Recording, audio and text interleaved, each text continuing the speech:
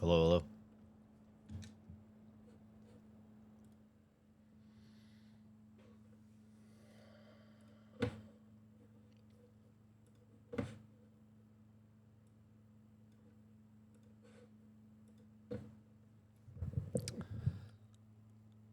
Hello. Good morning. Thank you for the sub. Perestroika. Yeah, I'm going to try this Cyberpunk thing out. I installed it yesterday. I will say, it definitely wasn't as easy to film in as you guys led me to believe.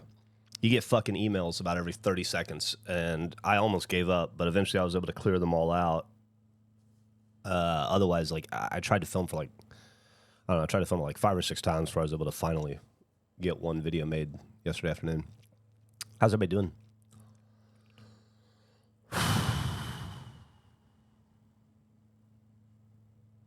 Can you unsubscribe? I wish. Report them as spam.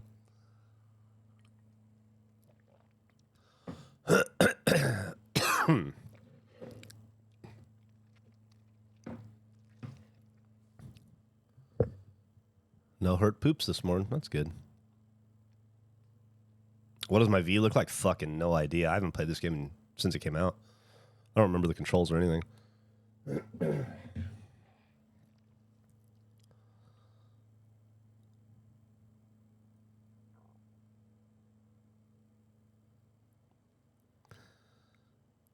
Yeah, it's in the 20s here, but it'll hit the mid-50s today. And then tomorrow it'll hit the 60s. Still cold in the mornings, you know, but...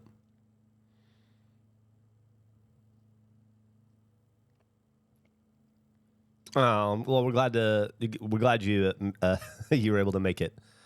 Bip on the bat. Getting down to 0. Jesus Christ.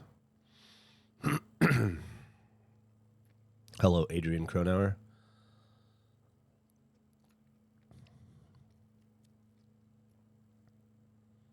What's the weather in Chicago?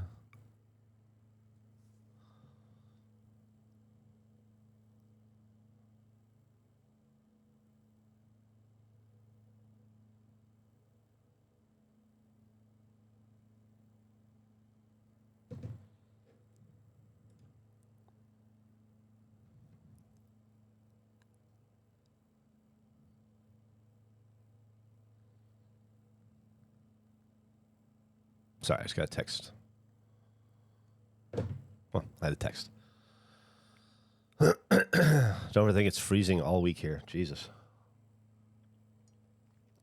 18 in Little Rock. Good morning, Chris Roll. Fuck. Hold on, sorry. Just a second.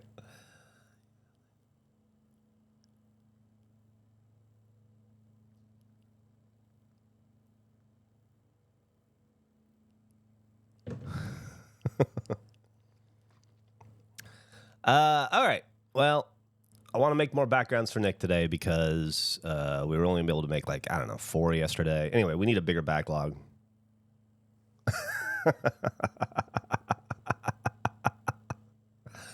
Christ. My kid's funny. Okay. So let's get into it, huh? No sense in wasting any time. We're going to do 15 minutes of this fish. Although I did the fish a few times yesterday, so. -10 in Sweden. I hate texting while I'm on here, but I do have to talk to my daughter just for a second. I thought there would be...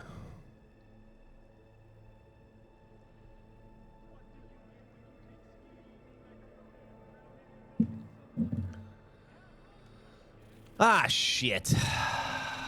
Fuck. There's a zoom button, apparently. All right. Millie gets a pass. Appreciate it.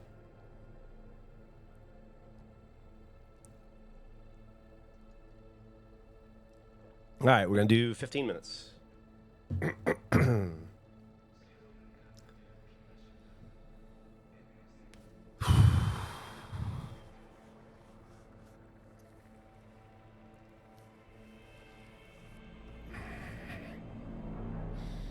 Have you done gas station sim backgrounds? Not doable. It doesn't work in that game.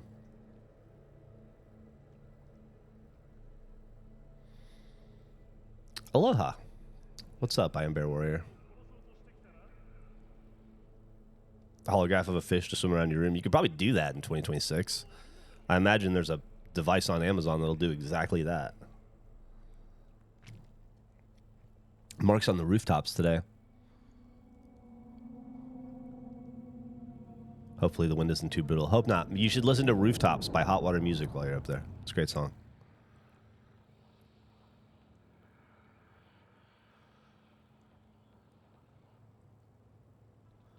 Big Worthless. Thank you for the sub. Thank you for the big sub.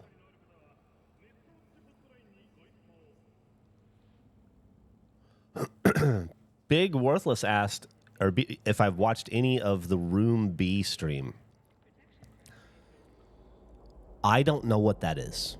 Does anybody know what is the Room B stream? Maybe I do know and I'm not remembering, but it doesn't sound familiar.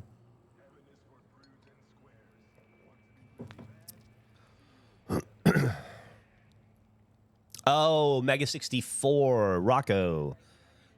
Yeah, no, I hear about it from Eric. I get to hear Eric keeps me well informed on everything that's going on over there.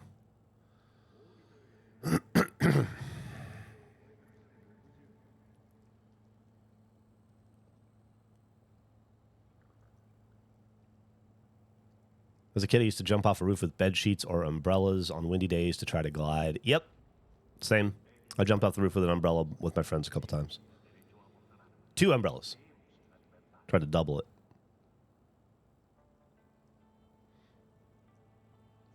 Eric is a fascinating individual. Well,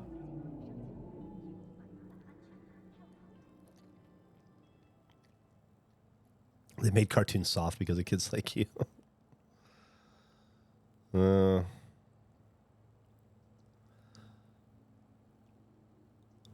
One time when my dad was a kid, he thought he was Superman and jumped off his roof and broke both arms. Dude, I can't imagine breaking both arms. I had a friend who broke both of his ankles parkouring, and he would just tell me all the fucking misadventures of his friend trying to navigate the world with 2 broken ankles. Sounded like utter hell.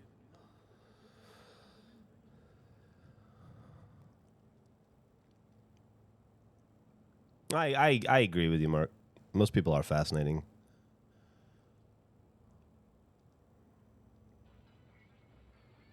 I think most people are probably fascinating, just not for the reasons they think they might be. We got another 12 minutes on these fish.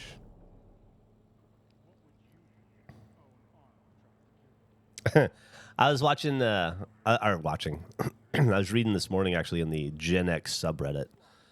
It was actually really comforting. Somebody said, hey, I'm like 56 and I haven't been to a theme park in like 30 years. And I fucking love roller coasters. What happened to my body? I was fine on the first one, and by the third one, I was ready to die. And then it's just like, 100 posts of people who are all like, I was the biggest thrill seeker when I was a kid. I went to every theme park, rode every ride, and now to look at them makes me nauseous. It drives me crazy, and it's just everybody agreeing. So I felt a little validation for when I rode those annual pass roller coasters and got sick as shit. Just it's something you lose as you get older, I guess.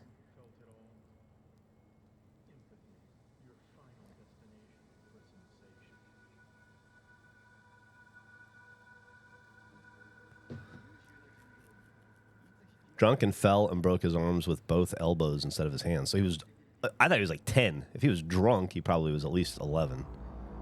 Anal passage, yes. I used to love roller coasters. I still like them. I just don't want to ride them. I think they're cool. I look at them. I consider myself a fan of them. I just can't ride them anymore because they make me sick. And it bugs me. It didn't used to be that way. I didn't used to be scared of heights. I don't like how your body changes. Your body and your mind change as you get old, whether you want them to or not. It's fucking annoying.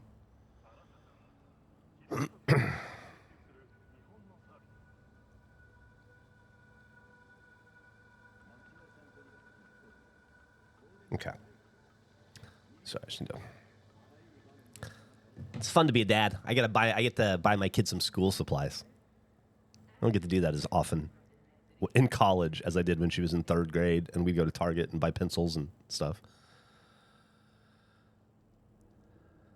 Like, for instance, today, I don't feel good. I don't know why. I ate well yesterday. I went to bed at 9 o'clock last night, so I had nothing left. I was just exhausted from the day. Had to get up at 3 to take the dog out, but other than that, and I couldn't sleep for like 45 minutes after that. I just played on my phone, but like, got a fair amount of sleep. Didn't wake up till 7:30. Having my coffee, and I just feel off today. Just woke up feeling off. It sucks. What's up, broken toilet seat? It's so funny. You walk around, fully formed frontal lobes, the whole thing. You walk around the first, I'd say, for me, it was the first 40 years. Maybe your mileage may vary. You may get more or less than I did. But for me, thank you, Brother Bear, for the sub. You walk around feeling like an M1A1 Abrams main battle tank. You know, just invincible. You just roll around, stuff bounces off of you, nothing slows you. Maybe something slows you down a little bit, but it certainly doesn't stop you. And then one day, all the armor falls off that tank and everything is exposed. And you're like, I still want to drive through the woods and the fucking lakes and the creeks and, you know, jump over berms and stuff, but I had no protection.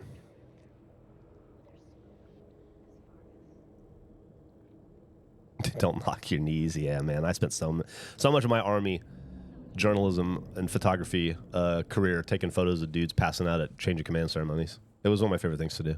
I got in trouble for it a couple times. I wish I still had the photos. They were great.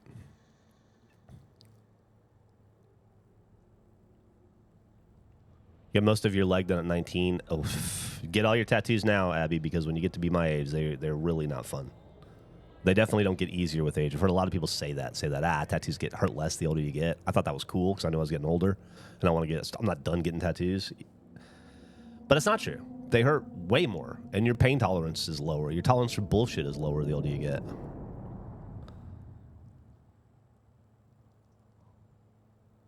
Also, I saw somebody saying earlier, I didn't get a chance to respond to it, that Jaylen Brown's finally getting his recognition. I agree. He's having a phenomenal year. I think...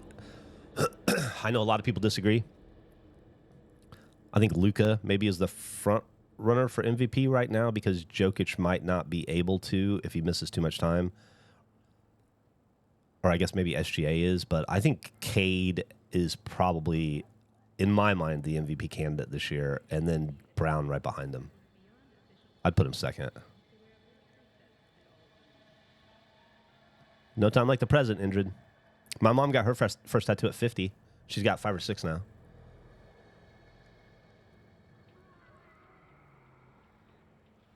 Hey, you from Texas? I live in Texas. I'm not from here. I've been here like 30 years, though.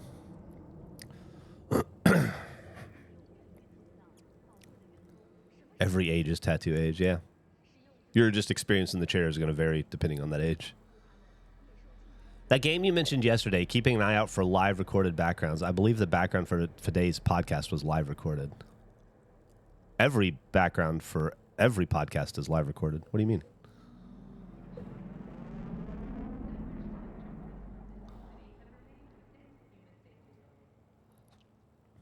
I record every one of them. Mark has an infection in his middle finger right underneath his nail from a cut that he didn't get Neosporin in fast enough. That probably would have killed a 14th century king. Yeah, no shit. It's amazing what... Can you imagine what Neosporin and penicillin could have done in the 1400s? We'd be in a totally different trajectory. Who knows?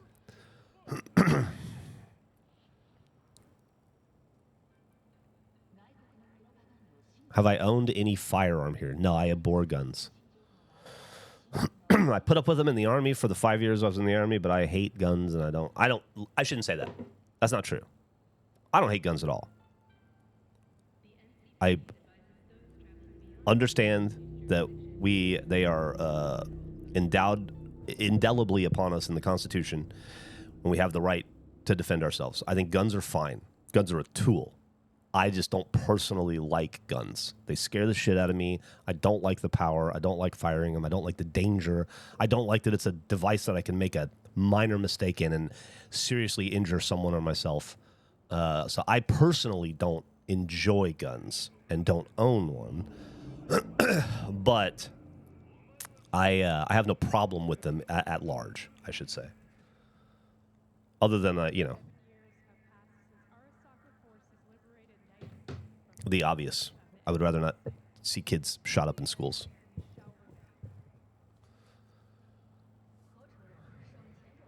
Thank you, Z for Zed.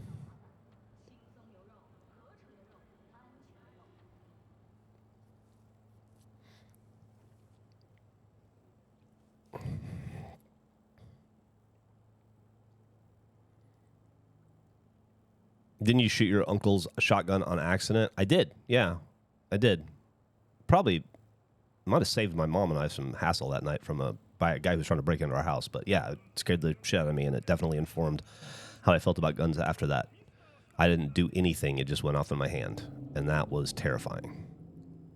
But I also spent 5 years shooting and carrying and owning guns in the military. I'm not scared of them. I am scared of them, but I'm scared of them because I understand them. I don't think it's weird to enjoy guns. I get it. I think people love to target practice and shoot, and it's a sport like anything else. It's just not my kind of sport. I just don't like. Personally, I don't want to be in. I don't want to have a device in my possession or in my hands that could end someone else's life that easily. Which I understand is a car, but it's a little different.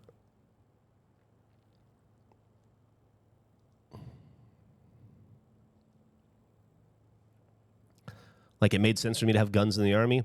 No complaints. No problem. Had it. Qualified with my weapon every 6 months. Did the whole thing. No big deal. Outside of the Army, my job does not require me to carry a gun or own one, so I don't. The NFL made a fashion collab with Bad Bunny for every NFL team, and designs are actually pretty good. I would wear them. I look to get a Tampa Bay shirt or a hoodie or a hat or something, but they only stock up to like 2XL max, which means I cannot wear this shit. How small do they think the average NFL or Bad Bunny fan is?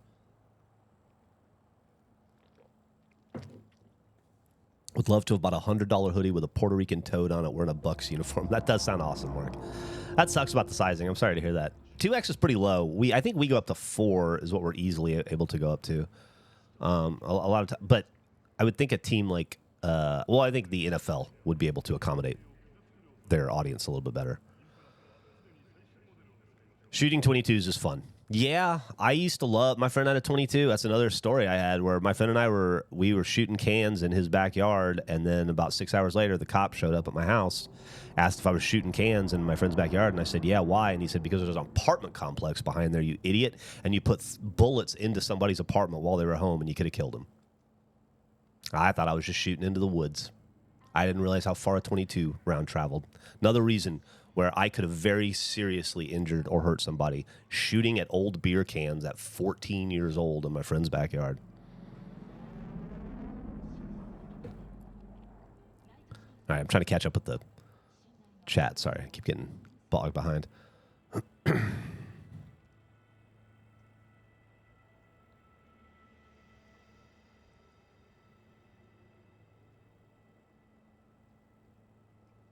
Mile and a half for 22. Yeah.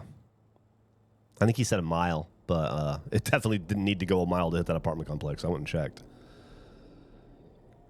Have I looked back at visiting Fort Hood? I don't think it's Fort... Is it... It was changed to Fort Cavazos because Fort Hood's a shitty dude. But then I think they're changing it back to Fort Hood again, but a different hood. I don't know. It's so stupid. But no, I haven't been back. I haven't. I haven't. I don't think I saw that email, or I don't remember getting it. Tactical. I'm sorry. I might have got lost in the fray, but I have not been back, and I have mixed feelings about it. Ultimately, I think I'd like to go back. Maybe show my wife what my life was like there, but I don't know. You know, I was stationed there from 1994 until 1997. So. And I went back and visit. No, I didn't go back on base ever. So I've been to Killeen a few times, but I haven't been on base since 1997. And so I would imagine it's changed quite a bit. I don't know that I would even recognize it, you know? I mean, I doubt First Cav headquarters or 3 Corps headquarters moved, but I don't know that even the building that I stayed, like my barracks would still be there, you know?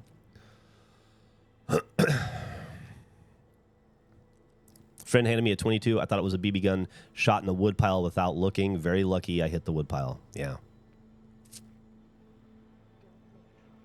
I think it's... by the way, I have no issue owning a gun for personal safety.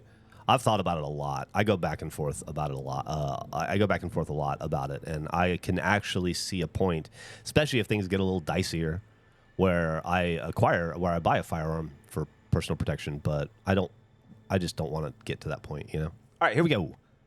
But I think it might. We'll see. All right, that was that. Let's move on and do the next one. Now, it's been so long since I played this game, I don't really fucking remember it. I do know I did find out yesterday I get fall damage. Also, I gotta be honest with you, this game's a little uglier than I remembered it.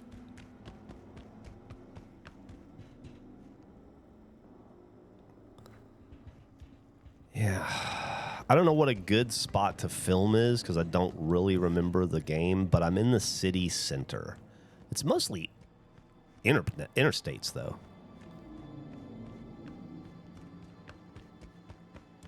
Great. KSK, doing great. Gavin and I started a podcast called The Regulation Podcast. That's our main business and company. Love for you to check it out sometime if you're not familiar with it. We do gameplay and live action and all the same shit we did at Rooster Teeth and Achievement Hunter. It's just better now.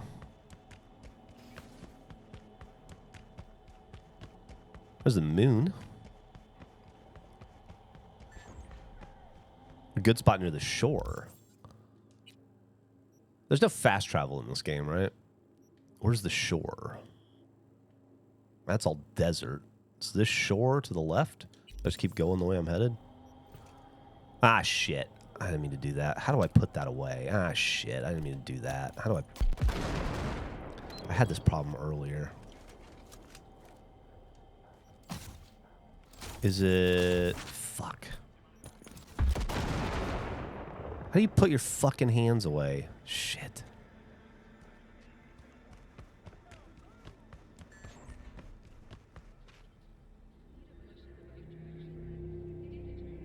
You want some help, Mark? I've just been waiting for Braxerman to ask. How do I mod you again, Braxerman? I'll do it right now. The first person that can tell me how to fucking put my hands away will be my best friend. Stop doing that.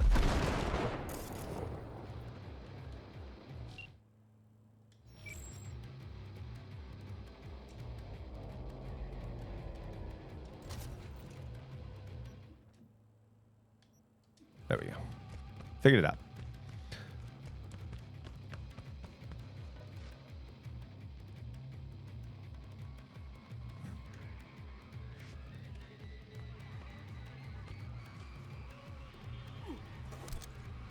All right.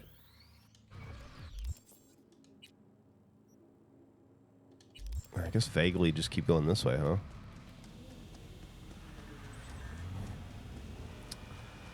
This is Cyberpunk 2077. Brax has been drafted. Hell yeah. Yeah, no worries. Can you do that, Mark, or do I need to do it? I'll do it. I'm happy to do it. I'll fucking do it. I looked in this little park, the center of the map park, but it's pretty fucking grimy down there.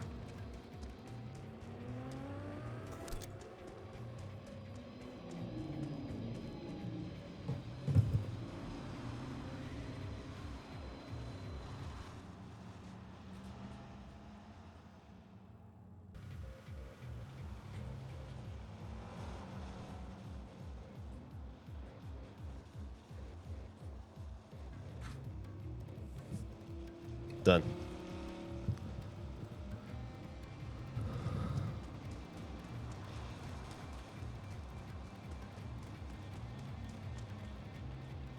I didn't even know there was a Cyberpunk anime. Has there been an uptick in patron subs after Skevin's slow-mo announcement? Not that I'm aware of.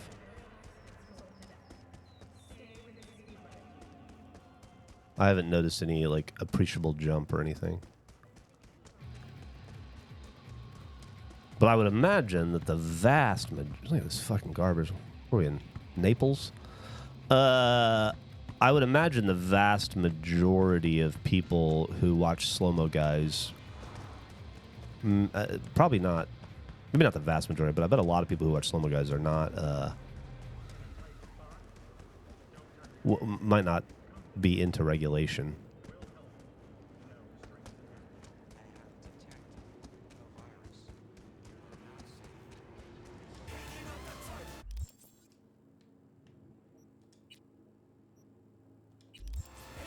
Go this way.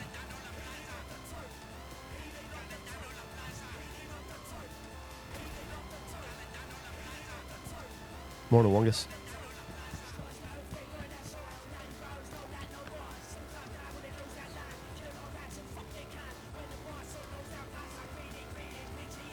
Let me know if you guys see anything cool.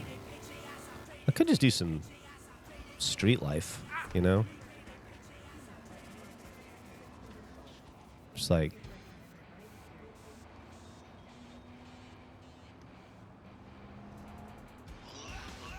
maybe something a little less traffic-y.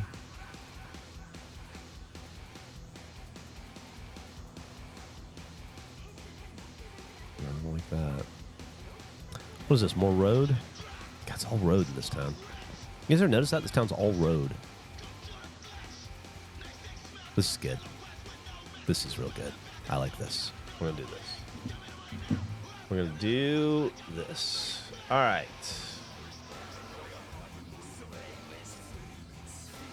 Okay.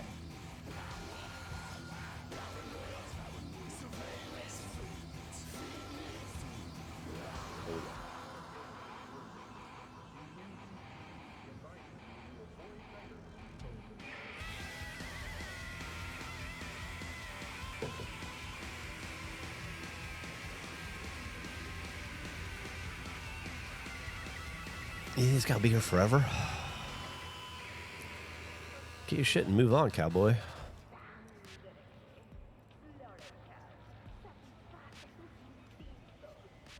Did I end up finding any more bands with pet singers yesterday? Yes, I did, C-Rob. I found a few, and I did a Soul Right about it, or at least partially about it. I recorded 2 Soul Rights yesterday after I streamed with y'all. And the first one was fuck, I don't remember totally what I talked about, but animal fronted bands was one of the subjects, and I think I credited you with the idea, actually. I think I said thank you to C-Rob 47 for it. I might have just said C-Rob. I might not have said the 47, but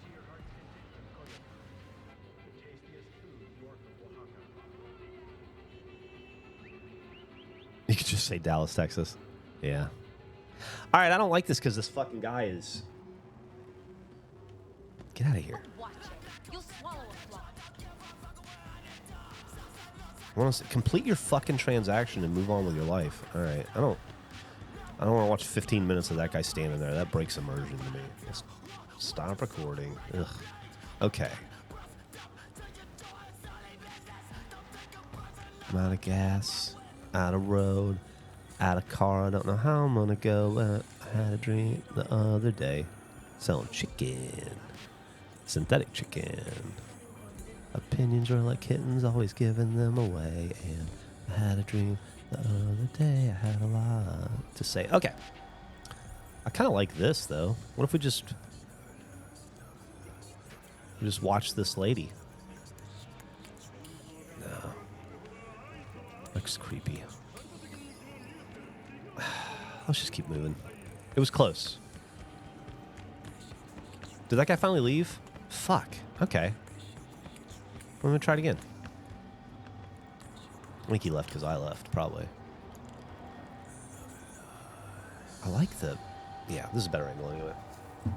Actually... From a technical standpoint, let's...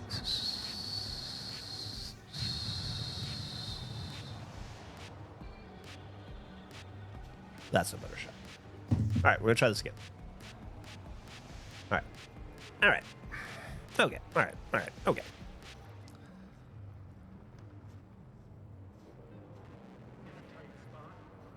The Metro. No, I haven't done the Metro yet. We'll do that next. We've got the Metro and the Shore to try.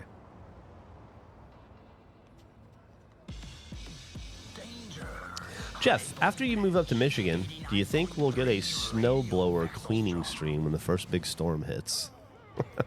I don't know. Maybe.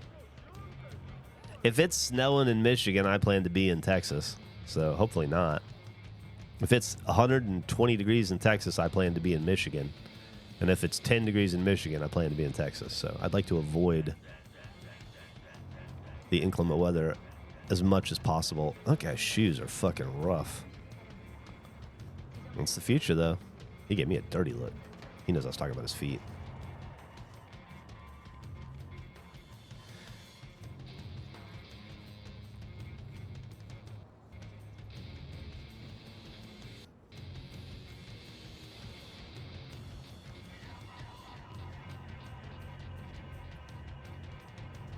Michigan in the summer, Texas in the winter. Kind of, yeah. That's going to be my version of having a snowbird lifestyle.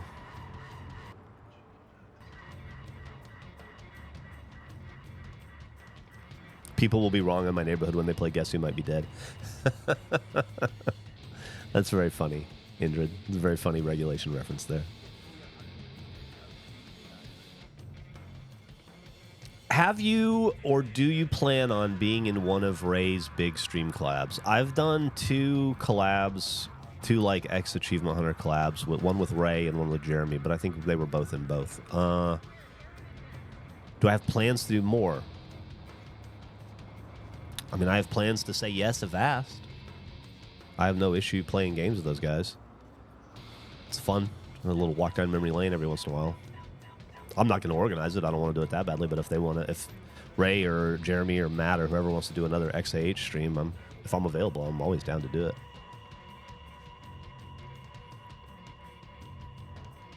Today has been such a drag at work for C-Rob, voicing his issues with all the things wrong in his area and nothing's getting done. Definitely at his wits' end. Glad Geoff in the chat listened to me this time of day. Absolutely, C-Rob.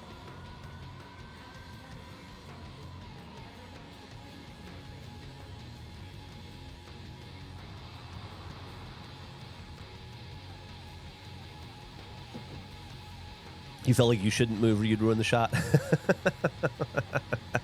That's funny. I like this shot, though. I'm happier with this shot than the other one that I had. So I guess it was good that it didn't work out. Don't bump me. Don't bump me. That was scary.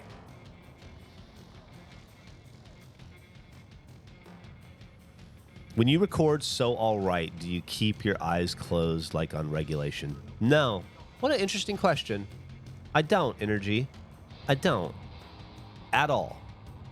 But I think it's because I'm not doing a lot of listening when I record So All Right. I'm just like, I'm looking at my notes mostly, you know? Looking at my notes, making sure I cover everything. A lot of So All Right is, honestly, a lot of So All Right is me not talking and looking shit up on Wikipedia or wherever. And then cutting all the dead space out, you know. But no, not at all. That's funny. I never thought about it that way. But yeah, So All Right requires my eyes a lot. I'm pretty much constantly using them in So All Right. Regulation, I only have my eyes open, I think, to look at a video or something in the Discord or if I have to reference my notes. Most of the time, my eyes are closed and my head is down like this. And I'm just like, this is my position for regulation. Here, I'll do it. It's a different microphone.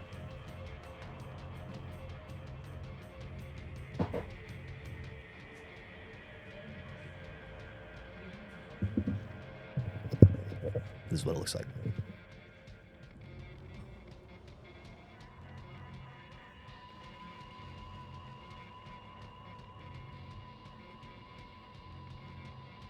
Idiot. And scene.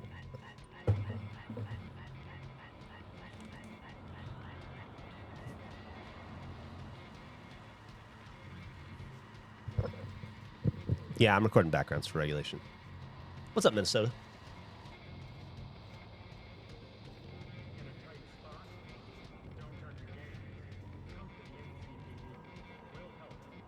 Oh, shit. C-Rub's going to slice up the streets today. Hell yeah. The idea of a solo podcast sounds therapeutic. That's why I started it. Yeah, that's why I started it, I think. I don't know that it is anymore, but that's definitely why I started it. It has its moments. Mark wants to know what everybody's favorite enchilada combinations are. He likes red sauce with chicken, green sauce with pork, mole with peppers, and onions. I just like cheese enchiladas with... Actually, the best enchiladas in Austin, there are two. If you're adventurous... Now, let me back that up.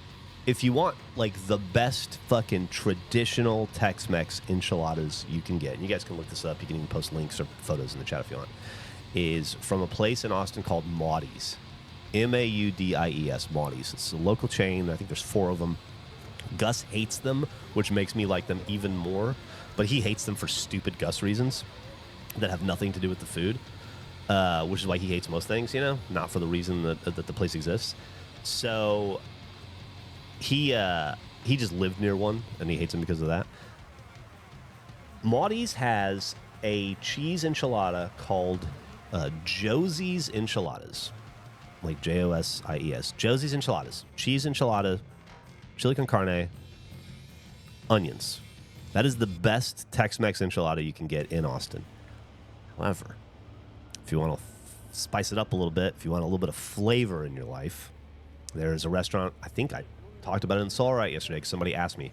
There's a restaurant called Polvo's in Austin. A couple locations. Go to the original on South First and get the cheese enchiladas. You can buy different sauces. They have like 10 different sauces you can get. They have one called Caliente sauce. I don't know what it's in. I don't know what it's made of. It is white, but it doesn't taste like white stuff. It's a white I can eat. It's extra. They warn you before you get it. It is so fucking good, and depending on the day, it's the hottest thing I've ever had in Austin. It's not been the hottest thing I've ever had in Austin plenty of times too, but there have been a couple times I've eaten there when you just catch it right, and it is like it's about as much as you can handle in a good way. It is. So those are I only like cheese enchiladas. I don't really give a shit about meat in an enchilada. Don't want chicken enchiladas. Don't want beef enchiladas. That's not in it. That for me, it's just cheese. I always assumed, this is malignant, I always assumed that the podcast backgrounds were recorded for an hour or more. Apparently, I've been deceived. I don't know what to think anymore. It's the brilliance of editing, malignant slut rot. When we first started, I was trying to record the length of the podcast, which is ridiculous. I realized very quickly. Thank you for the sub, Z for Zed. Really appreciate that. And I know you're probably sitting there thinking like, wow, Z for Zed's really cool. How do I be cool like him? I don't know what to tell you. He subbed. I go for 15 minutes. It's come down with time. I used to do 30. Like I said, I started with the full episode, and then I just did an hour. Then I kicked it down to 30 because it's really inconvenient. And you sit here long enough, you realize that mostly what you're missing, what you're doing is just capturing change of day cycles, if a game even has a change of day cycle. So there's really no point in recording this shot for 30 minutes when not a whole hell of a lot is going to change. And so you just record it for 15 minutes, make sure the daytime is pretty close, and then just Nick loops it. Thank you for the sub. The Gamer Family. Just as cool, if not cooler, than Z for Zed. He's a Gamer Family dad. Shout out to all the dads. That's just easier. And then I can record, in a 2-hour session like this, I can record maybe 5 of those, whereas I'd get like 2 otherwise, you know? And we record so much content that needs it that I have to bang out like 20 of these in a batch. I turned in 4 yesterday. We recorded here like maybe another 3 or 4, and then we'll do today's, and hopefully that'll be enough for a while.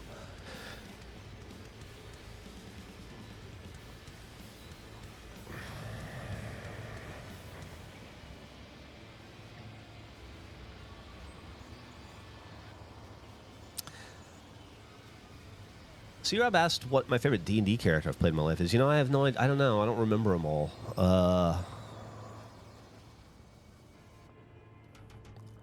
I always play a bard if given the opportunity. And so I always just kind of play the same character. I'm almost always like a tiefling or a halfling bard. It's kind of my jam. I want to be like a tiny little nuisance with a lute.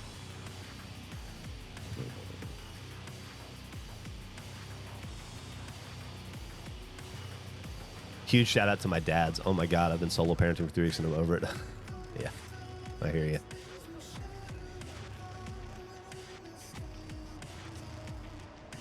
Soon to be a dad gang. Hell yeah, Wildcat. Shout out to all the moms too, by the way.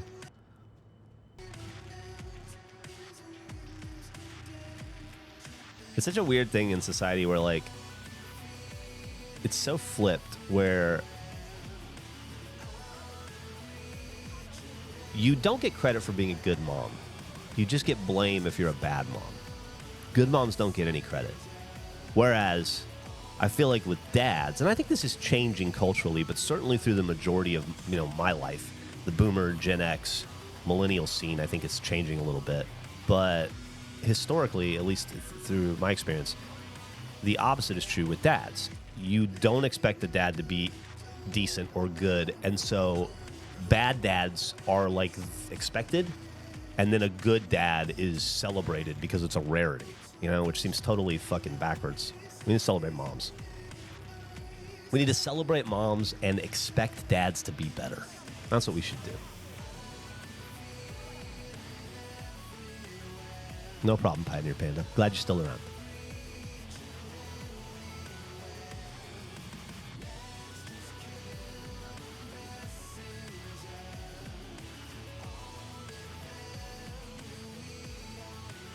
Us dads get credit. Yeah, dads get too much credit for just doing the bare minimum. I think that's the problem. Because historically they've been such the shitty parent, It's just talk about how great my mom is all the time. She's the best. To be fair, my dad is also super rad. Yeah, we don't have to have one be better than the other. We can also just have two great parents, We can be lucky to have two awesome parents. Pro tip, if you have a kid, don't be a fucking loser. It's a good pro tip, Mark.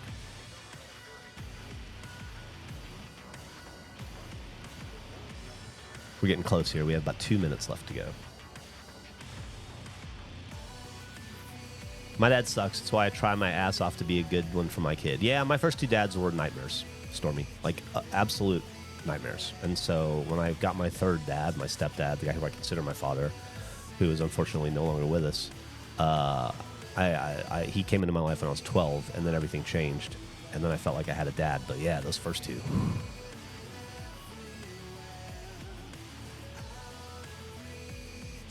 It's so funny, too. You talk about Hudson, you're saying, like, the amount of friends that are moms that don't or can't trust their husbands along with their kids is scary. Dude, why have a kid if you don't want to fucking hang the moon for that human being, Like, if you don't want to just spend every second of your life caring and nurturing and growing and teaching and helping them. It's the whole point of having a kid. I don't get it. Best thing I've ever done in my life was have Millie. Best thing I've ever done in my life, I didn't have her. I helped create her. Best thing I've ever done in my life was help create Millie and be her dad. And get to be her dad still. Just don't get it. I don't get what my first two dads' problems were. That's for sure.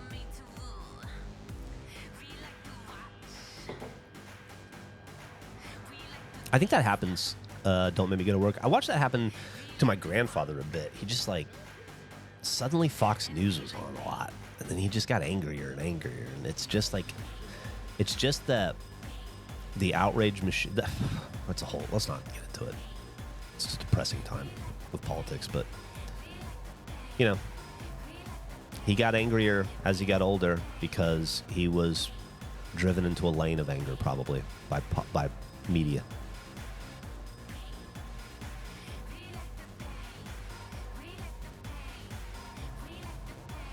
My dad once drove 2 hours to take me to get a shot because I didn't want to go alone. I once got on a flight and flew to Millie to be there when she got an MRI because I didn't want her to go through it alone. I hear you. I hear you.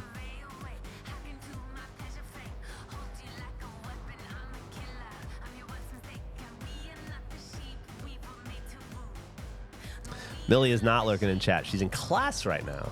I was texting her when I texted her this morning because yesterday was the first day of school, but she has night classes and I guess day classes this semester. And I didn't get a chance to talk to her after class, so I just texted her this morning to be like, hey, when you wake up, tell me how school was. I want to know how your first day of class was. And she texted me immediately back at 8 in the morning and said, or she called me and was like, I'll tell you right now. I was like, I'm streaming, but I was so surprised she was up at 8 in the morning, but I guess she has morning class today.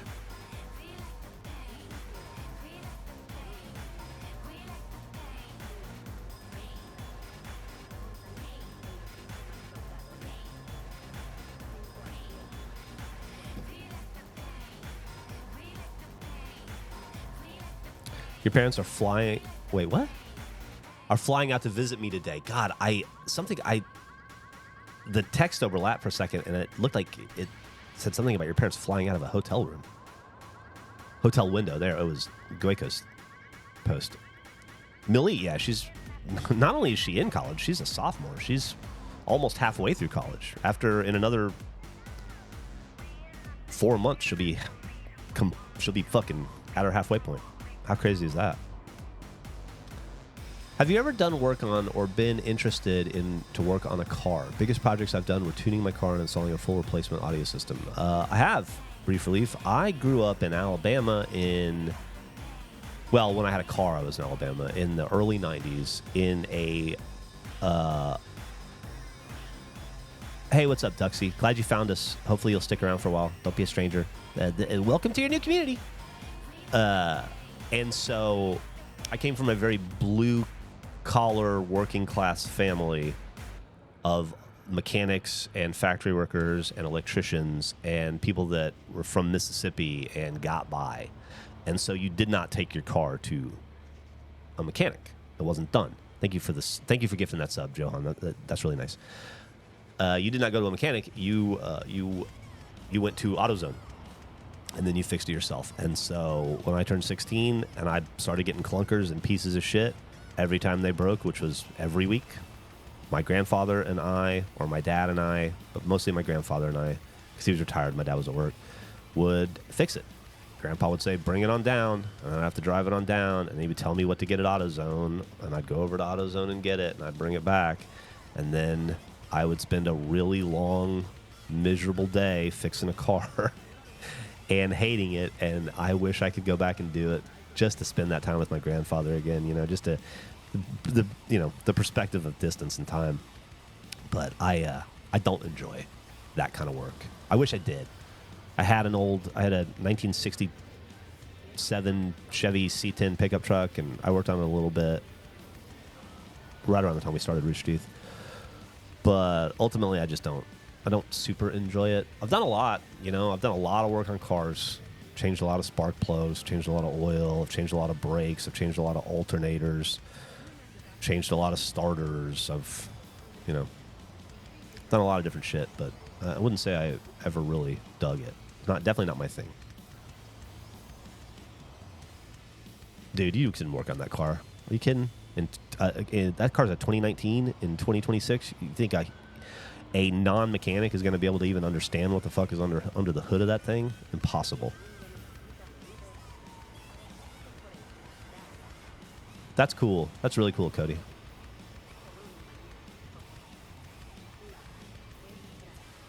The memories are great, and it's great to have the knowledge. Yeah, it's great to know that I could do it if I needed to, for sure. It's not like you lose that knowledge. Wouldn't want to work on a modern BMW at home. No, you would not. You couldn't do it. Weenie Peenie Meanie says, grew up the same way. Couldn't imagine paying someone to fix my stuff. The concept of going to a mechanic is so foreign to me. All right, we are at 19 minutes here. We're more than enough time on this spot. Let's move on. We were headed... The Metro. Is that the Metro, that little M? Yeah, Metro Wellsprings. So let's just do that.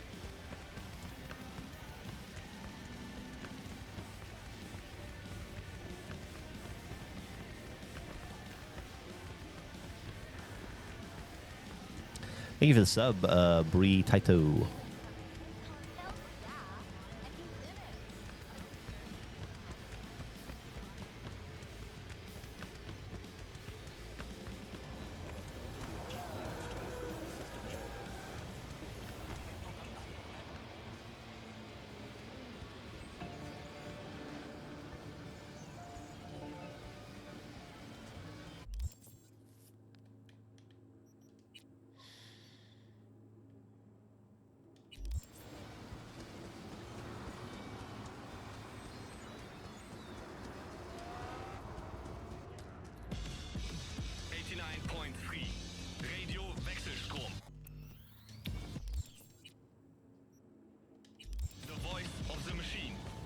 Anybody see a metro? Is that what this is? No, it's stuff. You see a metro sign somewhere around here? We go.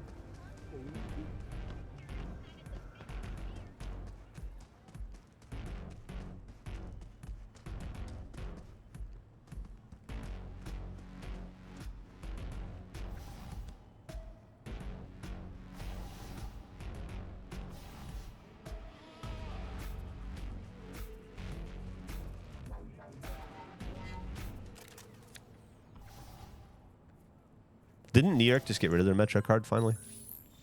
It's gone away.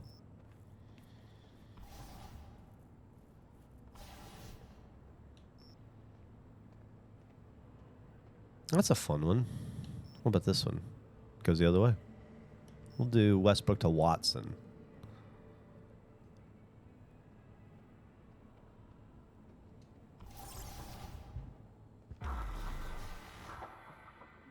I wonder how long this ride is.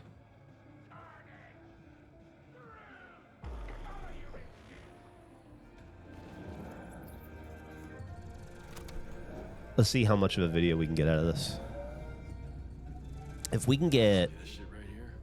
I'm sure we can't get 10 minutes, but if we could get 10 minutes, I bet I can make it work. Next stop, Alexander Street. Well, we got 14 seconds so far.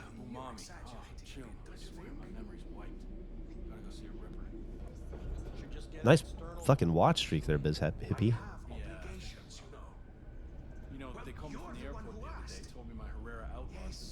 Can we talk about politics for the rest of the stream? Can we not?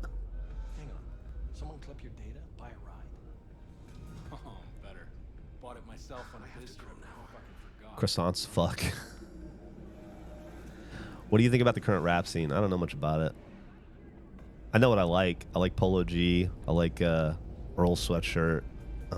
Draco the Ruler. Oh shit, who else am I into?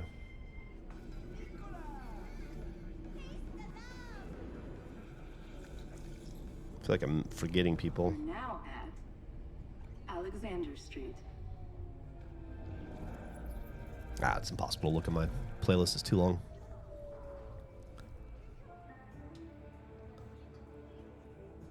Remember we were going to talk about New Zealand politics at one time? I like Danny Brown's stuff. I haven't heard any of his new stuff, but I like his old stuff. Welcome to today's local news on N54. I'm Jillian Jordan. For the third consecutive year, Militech has been touted as night. Do I listen to JID or JID? I've heard him say it both ways. I've listened to him before. I think he had a song that had Marcus Smart in it. You don't have to say duck ICE. You can say fuck ICE. Fuck people that kill American citizens. That's okay to say. Fuck anyone who takes the life or threatens the life of a human being for exercising their constitutional rights to peacefully protest. It's that fucking simple. You don't even really have to have a conversation about it. It's just that simple. It's fascism. Being anti-murder is not a political position. I agree.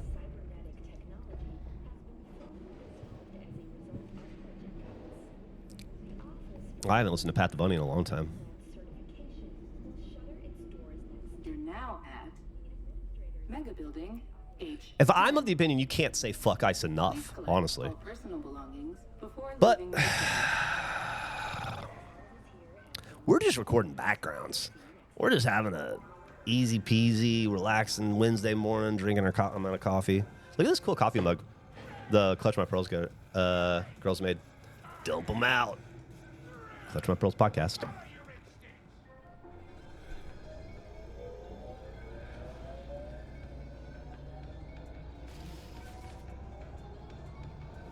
Next stop, Med Center. It's hard to make camping videos when ice murders you. No The shit. combat cyberware on this train is strictly prohibited. I thought that was pretty cool too. At that Timberwolves game, I'm right there with you.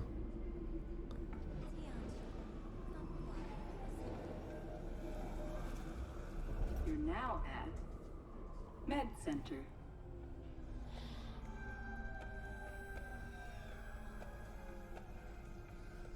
Can't really get into Clutch My Pearls. That's okay. Not everything is for everybody. There are a lot of people that don't like regulation. I'm sure there's a lot of people that like Clutch My Pearls who don't like regulation. We don't. Everything isn't for everyone.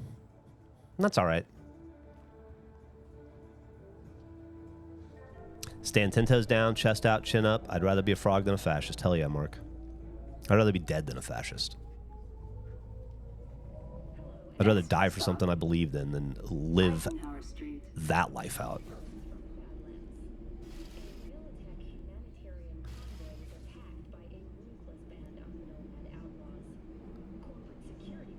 Just, it's just such a fucking easy thing, downloaded Panda. Just value human life. And value Now at Eisenhower Street. the core tenets and ideals that this country was founded on. You know? Go to Ellis Isle. Read the fucking inscription. Approximately a dozen employees were killed in the assault, including veteran of the Unification War and Final stop. Please disembark. Oh no, are we done? 5 minutes is probably not going to do it. But I'll try. I'll try. Where does that put us on the map now? Oh, not too shabby. You were saying the beach or something, right? It's got to be this way. You forget how.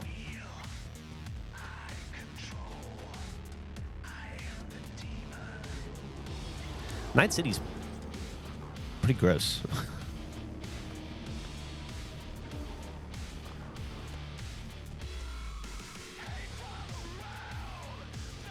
Yeah, I never did the DLC, the Phantom Pain or whatever. I know I should. It's just hard to go back. After you put something on, video game wise, it's hard to go back because there's so much ahead of you, you know?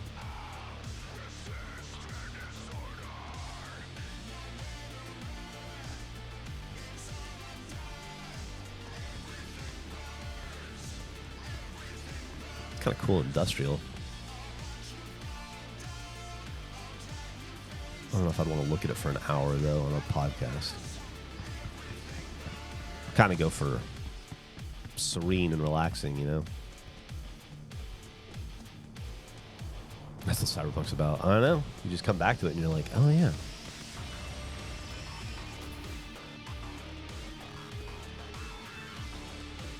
It's hard to recapture the vibe of playing it originally when you go back for DLC years later. It definitely can be. Whoa.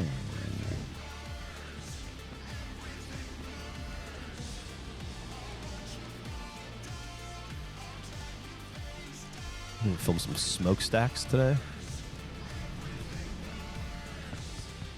My problem with this game, and I heard it got better, but I'm not noticing it being better. I'm not noticing it not being better, but after I played it, I read that they got a lot better with how the AI interact with the world, because it felt very dead to me. You know, like you'd throw a grenade and everybody would move in the exact same unison. It'd be like those hockey clips you see where all the hockey players turn in the exact same way at the same time. It's really immersion breaking, I thought. And so I hear that they've improved that. and that's cool.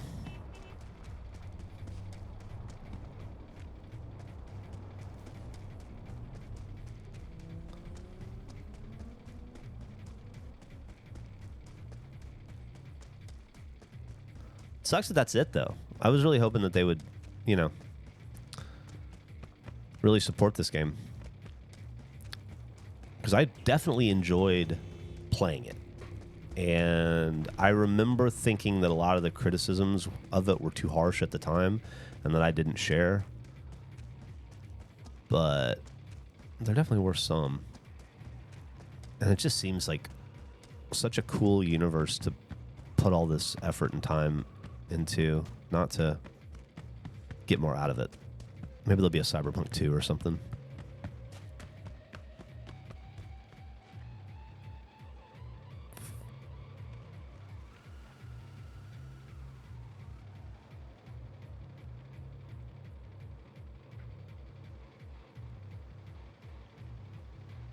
Well, it ain't beautiful.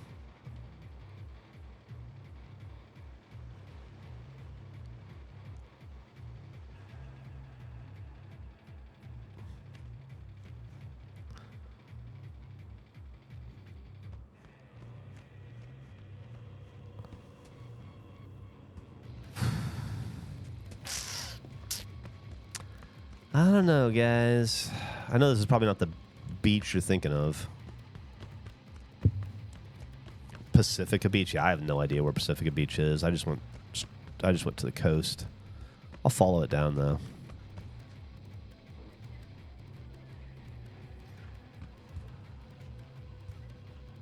They're gonna be there forever just doing that.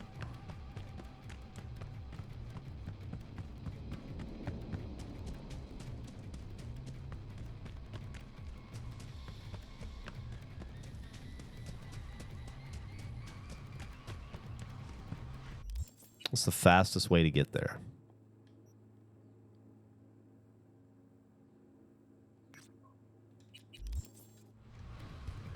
I can't see the... Hold on. Let's go to that fast travel. Okay. This way and around to the right.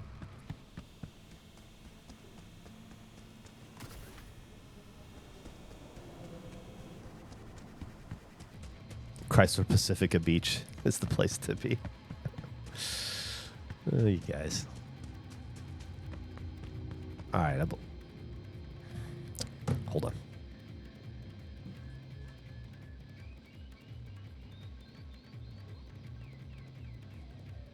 Morning. Get out of bed.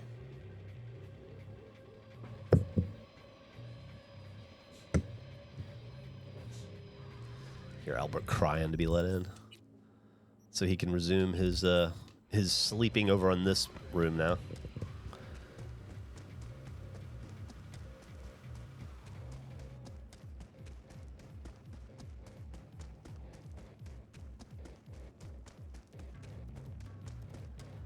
Gotta be getting close to that fast travel, huh?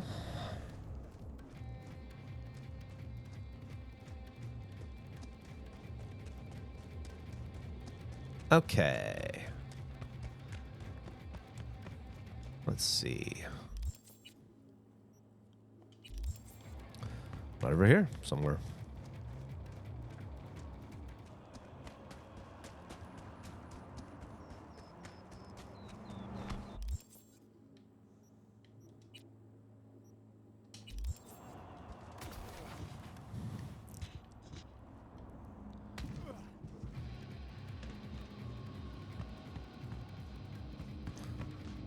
Are you the fast travel? I bet you are.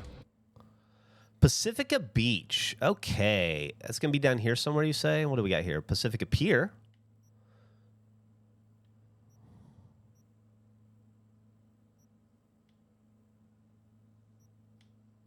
That's probably it, right?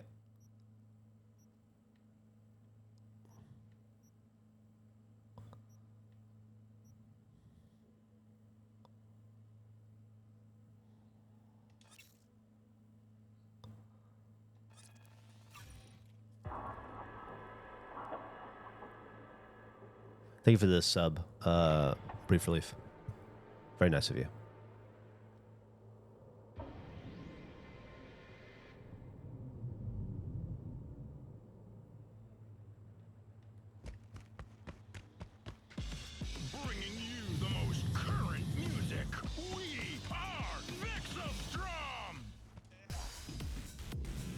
Ow.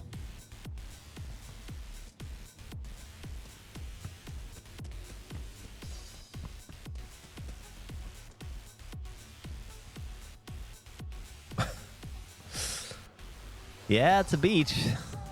It's a pier, all right.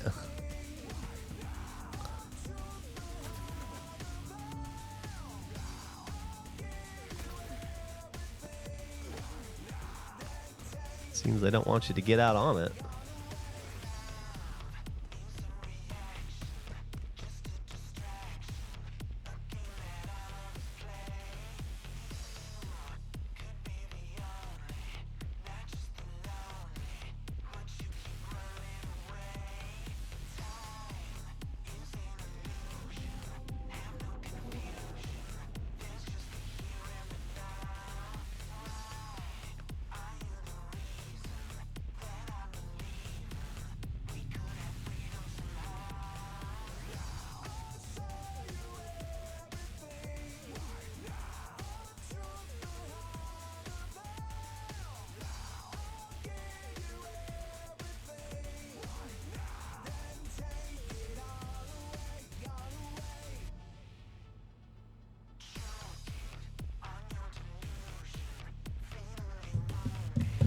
That's fine. I don't think it's the greatest shot or anything, but it'll work.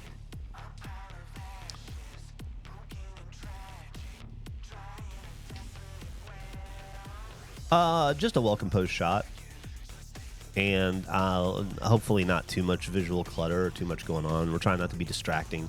I'm trying not to distract from the episode with this background. Just give something for your eyes to stare at or see that has some sort of movement in it, but not a distracting amount.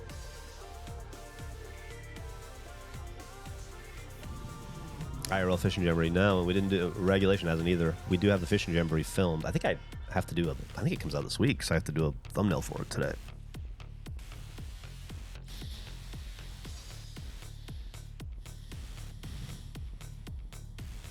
Can you ride the... We'll go over and check out the coaster in 15 minutes. Did I see the new update for Roadcraft? I downloaded it. I haven't looked at it. I still need to get back to Roadcraft. I'm taking a break from it. We did a lot of Roadcraft. I want to say we did something like 60 Roadcraft streams, 50 or 60 Roadcraft streams. More than 50, maybe less than 60. And it's just a lot. I needed a break. Nah, not in front of me, Leah. I have old magazines and newspapers and stuff in storage, but not easily accessible.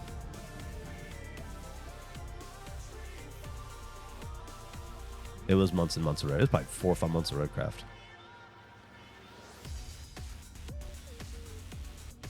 Would you? I got this question yesterday, Dimmer. Would I ever consider letting listeners, comment leavers submit backgrounds? Nope, I wouldn't. I wouldn't let. No offense to you guys, but this is fun for me. This is first off, the whole point of this, the background, the visual background, I did because it was my idea that I wanted to do because I just didn't. It bothered me that we just had the bouncing logo. And I wanted to do something more, and I had this idea, and so I went ahead and did it and gave it to Nick, and Gavin's done a few, and Nick's done a few, but for the most part, this is, I guess, my labor of love, and I love doing it, and so no offense, I don't want to share it.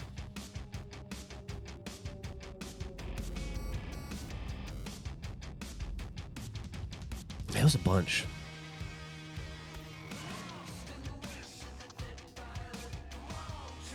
Is Gavin really adverse to small talk? Jesus Christ.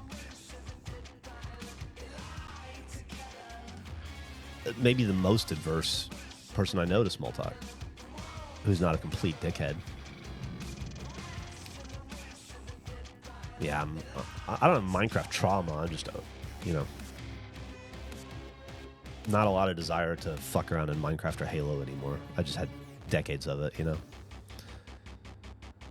There's also a weird thing where, like, you you start playing Minecraft again or Halo in some way, then you open yourself up to comparison to your previous work, you know? People will have expectations of it, whether you want them to or not. They're going to be like, this isn't... I don't remember what it was, the fucking one where I threw the eggs. Or this isn't, you know, Cloud Down or whatever. It's a real slippery slope. Before you know it, you're like trying to cobble together some sort of a Minecraft Let's Play that incorporates everything that people said that they wanted because they didn't like the way they were like, this isn't what I remember. I want it to be like this. And then before you know it, you're just, you know, you don't know what the fuck you're making because you're trying to please everybody and maybe don't necessarily want to play it in the first place.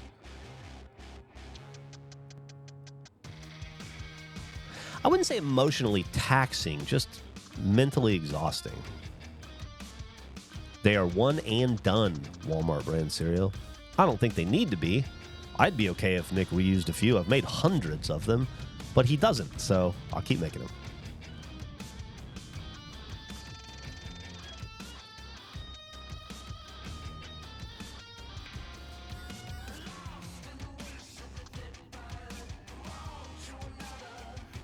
There's only so many times you can beat a dead horse, you know? And that's not to say that I won't ever play Minecraft again or anything. It could happen. I just think there's been no reason to. There's been no desire to. But things change. The world changes. Who knows?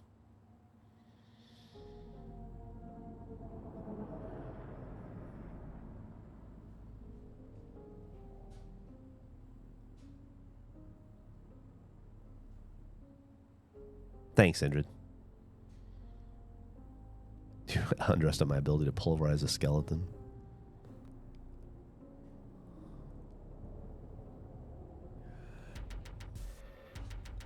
I had a lot of fun playing that Simple Farmer character. I really enjoyed that. It was it was one of my last hurrahs at Achievement Hunter.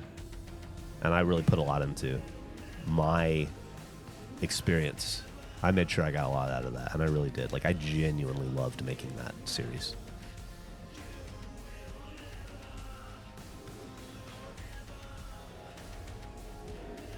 Toy Story is too scary for her. I don't know. Does she like simulators? Maybe like a Power Wash or something that's real like zen-like and easy, and there's definitely no jump scares or anything, you know, and you can play together. Just like complete small tasks.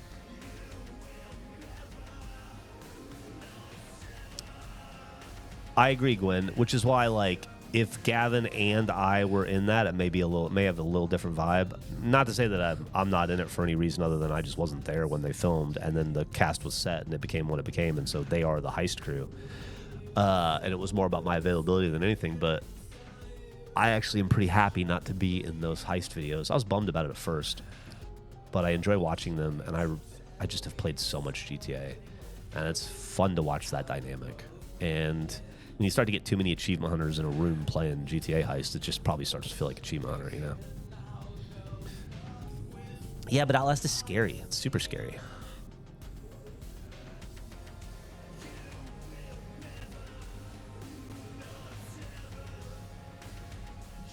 Do I believe in the Celtics coming out of the East, or am I just as biased as Bill Simmons? I mean, they're in second place. I don't know that you have to be biased to look at the record and see that they're clearly a candidate for coming out of the East. They're maybe the second best candidate for coming out of the East. I'm not scared of the Knicks at all, unless they make some sort of a really impressive trade deadline trade. But I think the Celtics, as constructed right now, even if we made no moves for front court depth before the trade deadline, and Jason Tatum doesn't come back, I think the Celtics have a shot at making the finals just because the East is so weak. I like the Pistons a lot. I think that they are the best team in the East, but I think they're solvable. I think they're one-dimensional, and I think that in a 7-game series, a clever team can figure out how to beat them. The Knicks are a mess I'm not scared of, and there's nobody else in the East that's threatening. So, yeah, I think the Celtics have a great shot. I don't think that they'll win the championship or anything, but I do think they have a pretty good shot at going to the finals.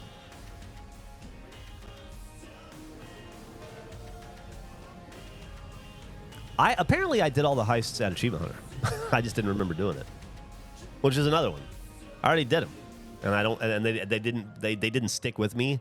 So why should I bother? You know, let's save that slot for somebody who hasn't done them yet and who will enjoy it more and maybe remember it down the road. I don't think the Raptors, unless they make a trade at the deadline, I don't think the Raptors are a threat. They're a good team, though. Fun team. Gritty team. I like Scotty Barnes. He's playing really well. But, you know. You guys going to go to the finals with Emmanuel quickly? I don't know. Brandon Ingram. He's had a good year. Good morning, Baloots. I think it would be fun to have a spouse stream. Meg, Emily, small wife. If they wanted to do that, they totally could. You'd have to ask them.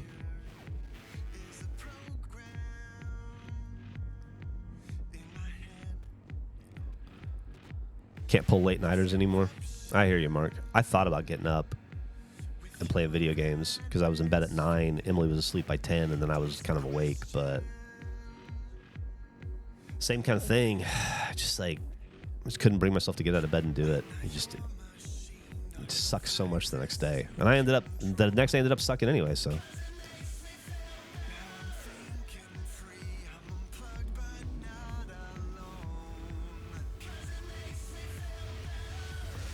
Dead Rising Golf has been mentioned. GTA Golf has been mentioned before.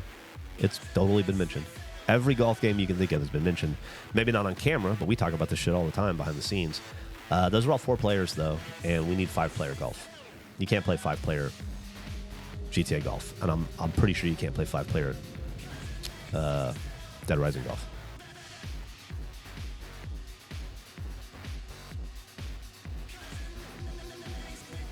The video where you watch the trailer for Dead Island. Oh, with the sad... Yeah. Yeah, video games have all media has a powerful effect on people, for sure. All forms, not just video games. Does playing so much GTA 5 diminish any excitement for GTA 6? If anything, it increases it. And I also don't play a lot of GTA 5. Like, I play GTA 5 in videos, in non-heist videos. So I can't speak for the other guys, but I've been in, I'd guess, like 4 GTA videos in the last 6 months, in the last year. You know, I'm not playing that game much at all. We did the fishing jamboree in it, and I think that was the first time I'd loaded up GTA in quite some time. Maybe since we'd done deadline races or something. Geoff would hate Frisbee golf. We don't need Eric to hate it. I would hate it enough for both of us.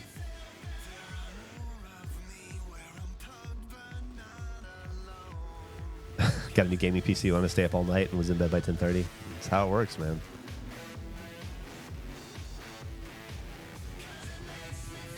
I'm definitely not going to check out the World of Warcraft expansion. I did read a fucking scathing indictment on this current state of World of Warcraft the other day on Reddit. I had no idea what was going on with the game, but man, people are unhappy with it. I haven't touched WoW in a long time.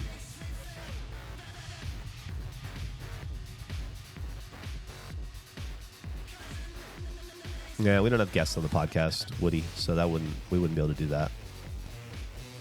That would be a different podcast, which I'd be happy to post, but once again, you'd have to talk to... See, the thing about all of our wives is that they're grown-ups that we don't,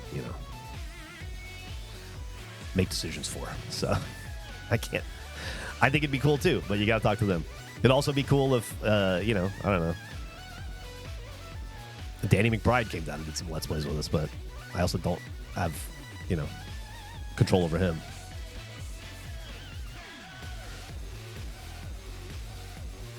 Apparently, WoW is just, I don't know, it sounded rough. Would you ever take up that Bobby Lee podcast offer? I think that ship sailed. I would be lying if I said that there wasn't some good and fun chemistry between us, I thought. But that's also just 2 professionals that know what they're doing, that know how to do stuff, I don't know. that's a whole. We touched that world a little bit, like the Bad Friends, Theo Vaughn, Chris DiStefano, History Hyena, like all that shit. We touched that world a little bit last couple of years of Rooster Teeth.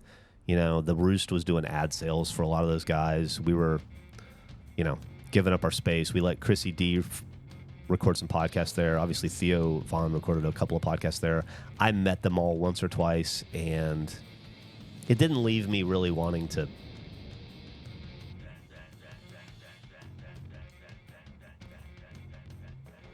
Everybody I met was lovely and very nice to me, but it didn't leave me wanting to go down that road, I guess.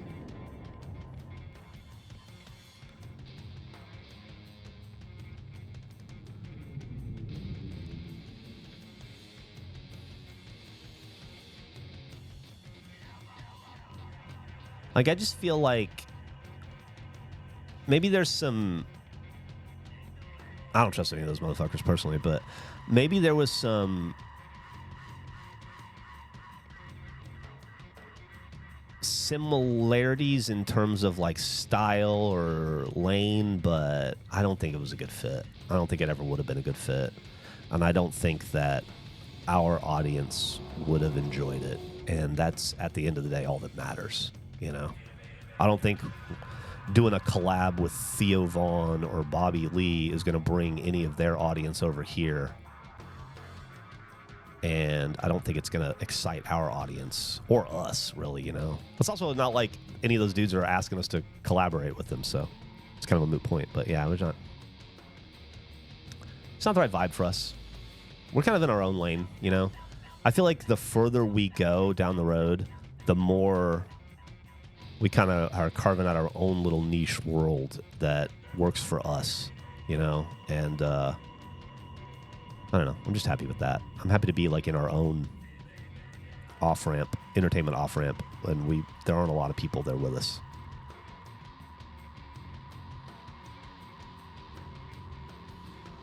I'm not the biggest fan of other creators riding the coattails of integrity. Yeah. I'm super looking forward to the new Fable coming up. I can't wait.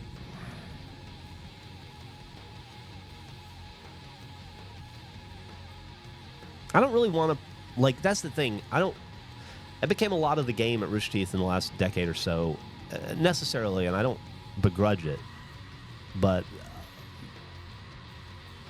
working with other people and collaborating and doing I don't know, that whole world, it wasn't for me. I just want to make content with my dumb friends for us and for you in our own little bubble. In our own bubble. The bubble's important. In our bubble. And not really interact with other influencers or entertainers at large outside of the people that we genuinely have connections with, you know? Obviously, we're going to make videos with Ray. We love Ray. I go to dinner with Ray. I think he's the best. Obviously, if we have the opportunity to do something with, you know, any of those guys that makes sense, we will. But outside of our core relationships and groups, I don't see us ever really expanding down that road. Thank you for the sub. Seattleite.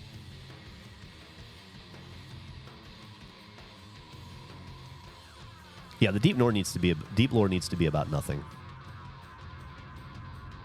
Thank you so much, Culture. I love our bubble too. Iffy and Phone are great. I love Iffy and Fiona. I fucking love performing with Iffy. I performed with that dude way before we even. I performed with him at RTES way back, and I was impressed as hell by him then. And Fiona, obviously, we all just like a little sister to all of us. We love her to death. So there are instances where it worked out, but they, you know, Fiona was an employee. Iffy was contracted to do a lot of work with us, so he was kind of like an employee. That's my favorite thing about regulation. It's fuckface, but it's owned by the people who made fuckface what it is. The only people you have to answer to are yourselves, and that means you make what you want, how you want. Well, we have to answer to you as well, but yeah. Totally. We're definitely Thank you for the sub, Eviz. We're definitely not going to get an email from marketing that so-and-so is on a press tour, and it would be really cool if we could work them into some content, and they have a 30-minute window. What can we do with their 30-minute window? Oh, but by the way, they don't want to play video games, but they do want to do content with you. Go, you know? I don't miss that shit. I don't miss RFPs. I don't miss trying to figure out how to crowbar people into stuff because it's good. It's, you know, good. I just want to, like I said, so I make content in the bubble with my dumb friends. Blossom loves tea. I was hooked on the Gmod TTTs. That's Trouble in Terrorist Town for you that don't know that. Way back, each upload was like drugs. That was a fun game. Bullshit you answer to us. Otherwise, Andrew will have eaten the pencil. Listen, Andrew answers. Andrew's his own thing. That sounds awful? What sounds awful?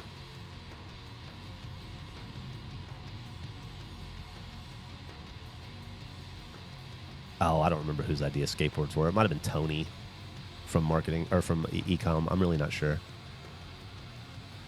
How was it with the Wonder Years? And that's the other thing too, is it was very often awesome. You know, the Wonder Years, that guy, Dan, was that his name? We did some Madden videos with him, and because Hopeless Records reached out to us, and I like Hopeless Records, and I like a lot of the bands on Hopeless Records, or I did in the past. And so a couple of bands came through. They were one. I had a great time playing Madden with that dude, and it was fun. But then he went away, and we never spoke again, and it just served as this, like, one little...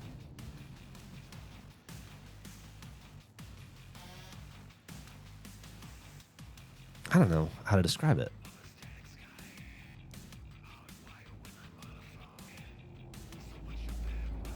It just serves as this weird little orphaned video that's cool, but doesn't tie into anything largely. It doesn't build on anything.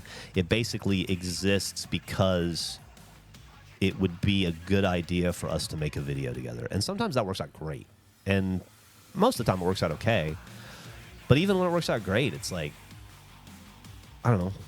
What's the reason behind it 6 months later, a year later? I don't know. Having to answer to others and fit people into your schedule. Oh, that's just work. You know, I'm very happy, don't make me go to work, that regulation is where it is. I mean, I couldn't be happier than to be completely and totally in control of it and to be only answerable to the other guys and vice versa, and to have no outside influence, or what we consider to be outside departmental influence, because it wasn't outside influence, it was within the company. It was company influence. But I appreciate that setup because we worked very hard to build that for ourselves, and I consider us very lucky to have it. We should stop this recording. Hold on, I'll get another one. Consider ourselves very lucky to have it. Because we didn't have it for a long time, but the other way wasn't the worst in the world. That's just how it works. We are lucky that we have been able to craft this thing in the way that we have, and we are free from a lot of the difficulties and obfuscations and annoyances of working in a larger environment. But that was weird. But it wasn't the worst thing in the world to work in that system. I mean, that's working in the system. That's entertainment. That's how media works. That's how if you went and worked at any of a million new media companies, you'd be doing very similar stuff. It's the business, you know? I'm happy not to have to participate in the business in that way again, and hopefully never again. But mostly just because I did it so much. I got everything out of it I could. I don't know what else to be gleaned from it, but I don't begrudge it.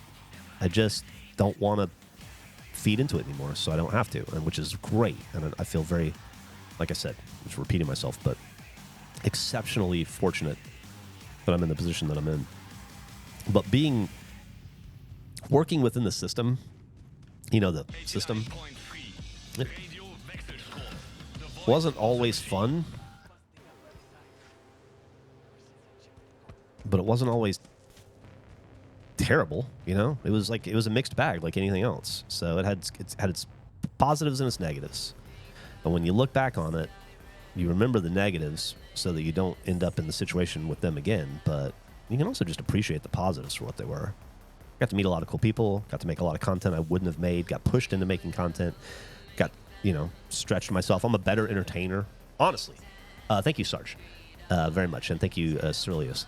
I'm a much better entertainer because of those videos with the Wonder Years or with guests that came in or, whoever it was at the time. The kid from Ready, Set, Show or the kids from Jacob Batabon, that kid from Spider-Man or whoever that came in, I'm a better entertainer for being for being challenged with sitting down with a complete stranger and creating compelling content. That's a interesting challenge, and it was a fun challenge, and I've loved it. But it doesn't mean I want to do it anymore, But I can appreciate it for what it was.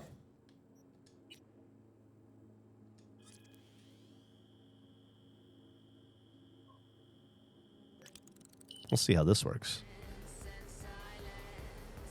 If this gets too dark, then we're fucked, but I'm going to try this.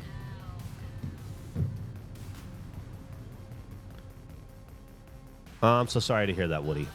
But also, that clearly wasn't the place. I'd keep tabs on the company down the road. I think 6 months from now, you'll look at them and you'll go, man, I'm glad I didn't get that job. I'd be deep in the shit with them right now. That's the way you have to look at it. The roller coaster's in a hostile area, so I guess I can't.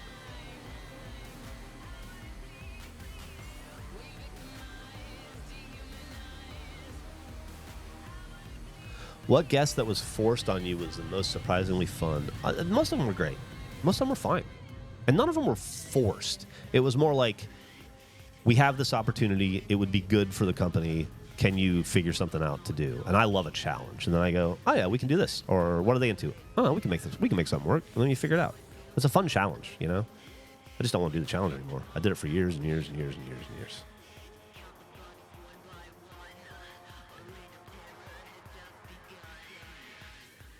No is not an evaluation of your worth as a candidate. That is 100% true, Hex.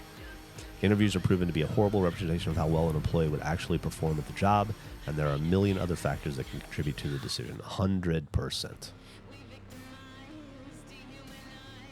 Hex is bang on. I agree with don't make me go to work.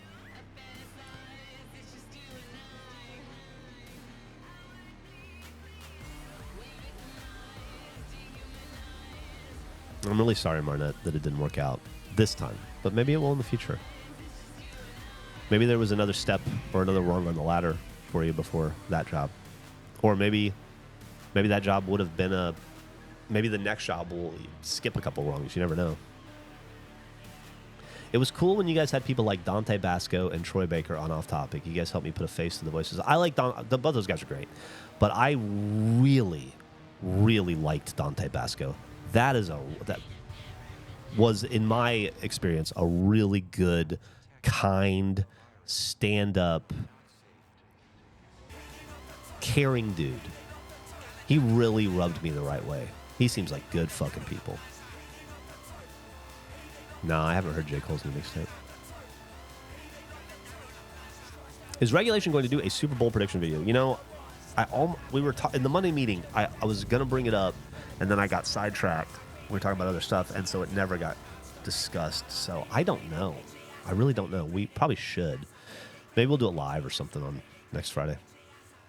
Mark's currently hunting down low voltage issues in a pool heater, and the evidence is exponentially mounting that some kind of rodent has completely trashed the wiring of this poor thing. That sucks.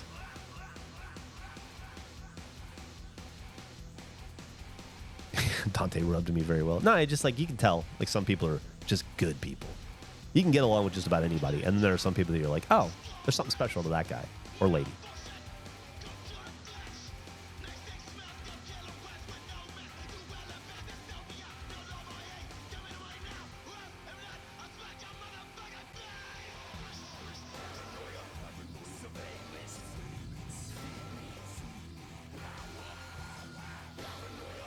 My favorite RT collaboration was with the GMM guys, Rhett and Link.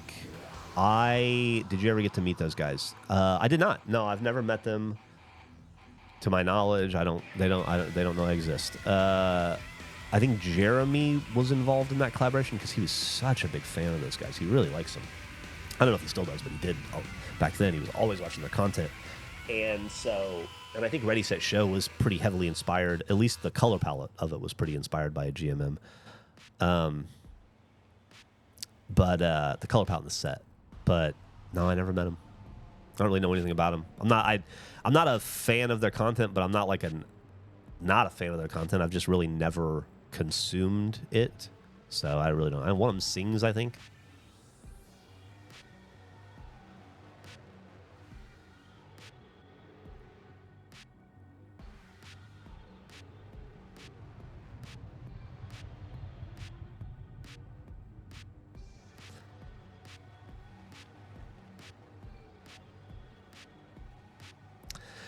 Seattleite said, hey, Geoff, my sister texted me yesterday and let me know she has skin cancer. I asked if it was basal cell carcinoma, and unfortunately she said yes. Thank you for sharing your experience and helping me keep together when the news came in. Absolutely, Seattleite, and I'm really glad to hear that it's basal cell carcinoma. That's just a 15-minute fix, hopefully, depending on the kind it is, but it's almost always a 15-minute fix.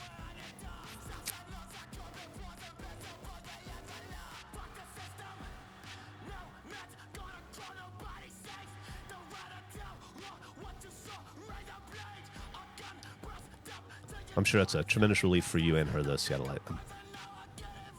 Congratulations. I mean, congratulations, assuming it's,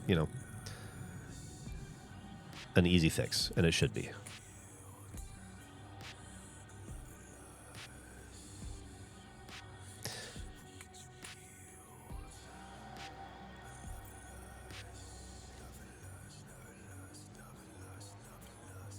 The question I always asked in interviews, because I genuinely was curious, was always, so let's say you hire me tomorrow. I come in 9 a.m. on time. What's my day look like? What am I doing? What am I getting into? What am I fixing? What am I making? What am I helping you do? Like, how are my responsibilities laid out and enacted in a work day? What does my first day of work look like? What does my fifth day of work look like? How am I going to be helping you?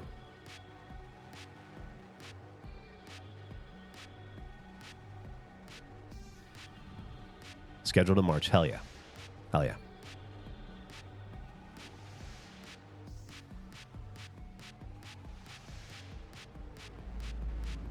If I ever feel comfortable in the car, I'm not driving fast enough. Don't ever feel comfortable, because if you're comfortable, you're not pushing enough. Lewis Hamilton. I wonder how comfortable he feels in his car right now.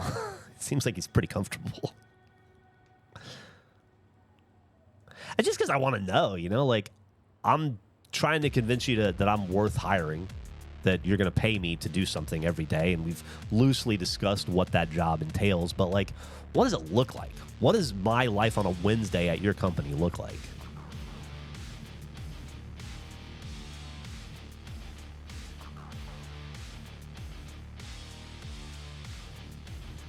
I'm excited you're dipping your toes into Warhammer. The breadth of the... Yeah, I need to get back to reading. It's unfortunately... Thank you for the sub, Jaden Starship. It's unfortunately just the last couple weeks have been real busy with work. I just had not a lot of time to read. Like today, I gotta... As soon as we're done here, I have to edit 2 episodes of Soul Right. I got a lunch with Jack today. Oh, then I got a bunch of other stuff to do. I gotta go to the bank, do some regulation bank work that I don't want to do. Yada, yada, yada.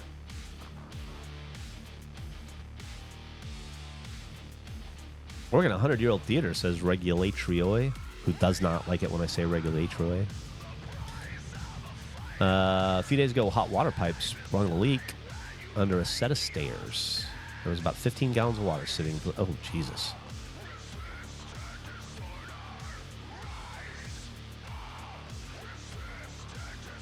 Have I read Dungeon Crawler Carl? I have not read that. People fucking love it, though. Yeah, it's good. Wayne Evans, 3069 day questions. Cast iron pipe is dirty work, says Mark. I agree. My cast iron pipe's disintegrated under my old house. Had to get 25 feet of cast iron pipe trenched out and replaced because it disintegrated. 40 feet? I don't remember.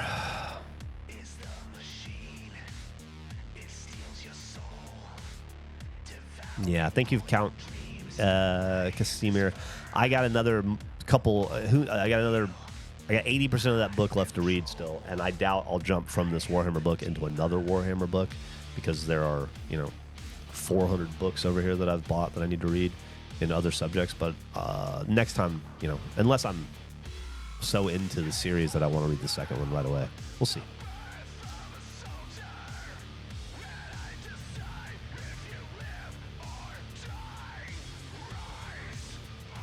It's getting pretty dark, though, isn't it? I don't know. We'll see. I'm losing the ground a bit, but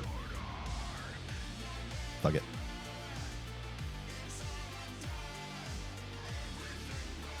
We got about another... I don't know. We'll do another setup after this one. Thank you for the sub, Ensign.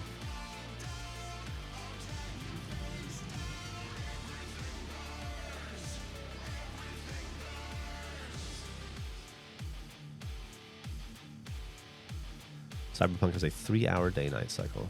Well, the cool thing about Cyberpunk that I wish other games had is you can fast forward, change the time of day.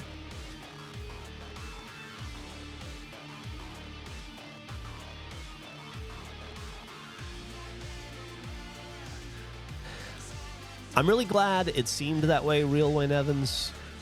Real Wayne says, I used to listen to Let's Plays and Pods and think about what kind of questions I would get if I applied for a job at H, as it was always a dream of mine. You guys felt like a group of friends I always knew but never got to hang out with. Hoping to find something similar in this next phase of life to build a small version of what y'all did.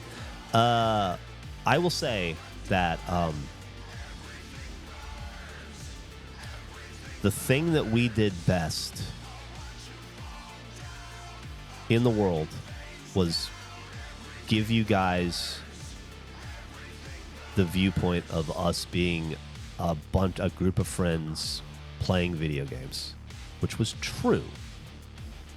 That was the thing we did best. The thing we did worst was give you guys the impression that we were nothing but a group of friends playing video games, because it made it look too easy. And I don't think people understood how hard it was behind the scenes. And I don't mean interacting with the other guys or anything. We all were friends and got along for sure. But, there's a difference between starting a company with your friends. Rooster Teeth. There is a difference between starting a company with your friends like Rooster Teeth, with established relationships that are strong, that then grow into a company, and the other way, Achievement Hunter did it, which was to hire a bunch of people and become friends with them and create relationships as employees. I'm not saying one way is better or worse than the other. They're just different. And like I said, the best and the worst thing we did was make it look easy and fun. And it was fun, but it was never easy. It was so hard. It was so much work. There was so many long hours, so much dedication, so much grind. And I don't think the audience ever saw it. They only ever saw that a Minecraft video came out an hour late. And that was always depressing. I love the shit out of Gus, man.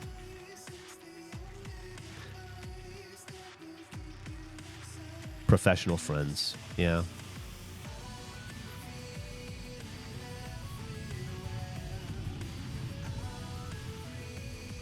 My wife is from a city just outside of Mobile called Saraland. I know Saraland. And I'm from Jacksonville, Florida. I used to live in Jacksonville. When we visited Mobile, we went to the mall. Would that be the Bel Air Mall? We went to the mall, or the Springdale Mall, around the time Fuckface was in the mall era, and I just thought it was cool to be at the mall Geoff was explaining. What's up, Fedora Mustache?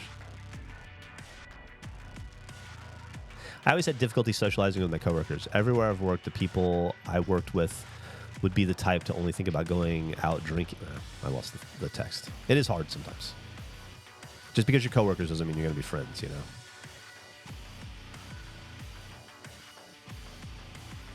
I understand what you're saying. I must add that one thing you all did was that you brought us all happiness, which was something some of us needed. It was what we were trying to do. It was really what we're trying to do. And I'm not trying to take away from that at all. I'm so proud of everything we did and everything we made. And I loved all those guys. And I still am in contact with almost all of them, you know? It's just different.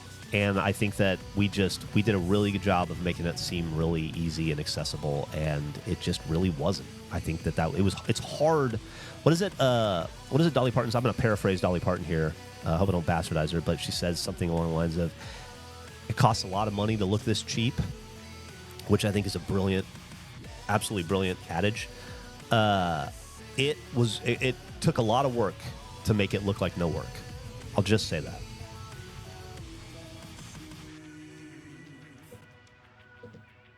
Ball is back. Somebody here yesterday was saying their mall was definitely not back.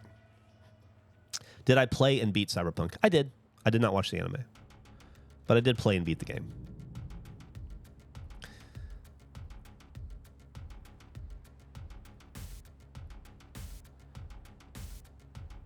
Even though it's only January, how are your Nostradamus picks going? I don't know. I don't even remember what I picked, honestly. I think I picked the Celtics go to the finals.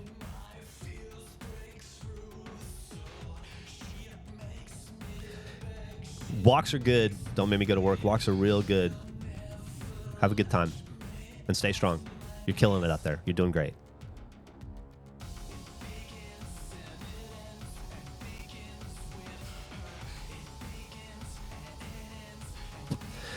The effort it takes to make something unnoticeable is masterful work. I totally understand feeling that people never got the entire picture. Well, I mean, some of that's by design, too. But it would become personally frustrating, you know, for sure. It'd become a little exhausting. I did pull my 101. That's a good point, Fracture Man. Dude, I'll tell you what, Bismarcky. The COVID era of RT was maybe the best and most impressive time in Rooster Teeth for me.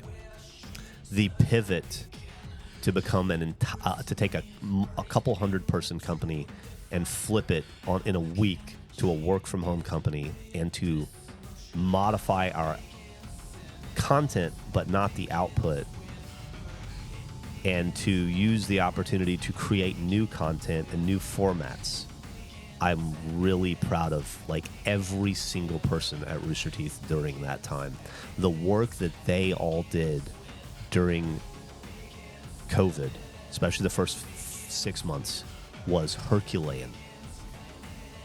And I will say, God, did a lot of good for Rooster Teeth.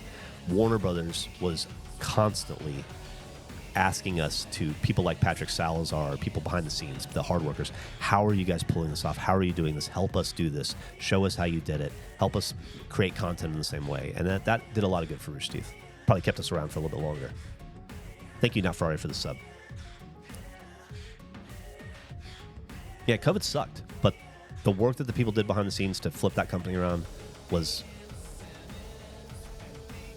the most impressive thing I've seen professionally. Really was. Not Ferrari. Hey, Geoff. Been lurking the last few days, and I gotta say, I love these streams. They remind me of the old Sunday driving videos, just sitting down, shooting the shit with a buddy. I drifted away from RT a year or two before the end, but I'm glad I found the way back to your content, and I plan on checking out the podcast and stuff soon. Awesome. Thank you for saying that, Not Ferrari. I'm so glad to have you here. I'm glad you lurked for a while, but I'm even happier that you spoke up and said hello, and whether you like it or not, motherfucker, you're here now. You are a part of this community. You got to deal with the Mark the Frogs of the world now. That's your future. I think it was a ton of incredible content. The keeping the lights on thing that Jack did, I was so proud of.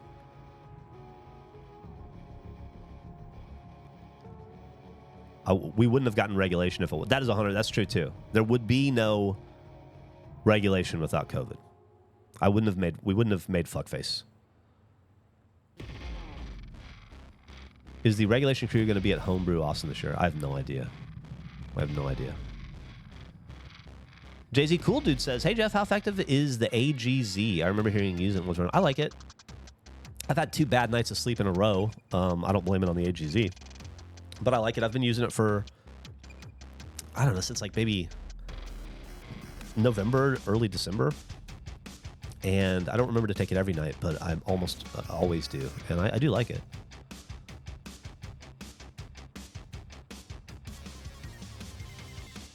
Just don't expect him to pronounce your name correctly. I will not.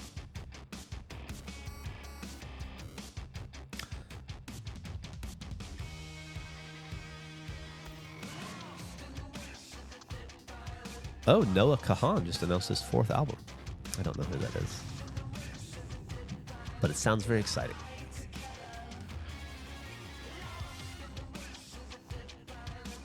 Hey, by the way, Mark, when I watch this Tampa, This Old House, are you going to be in it?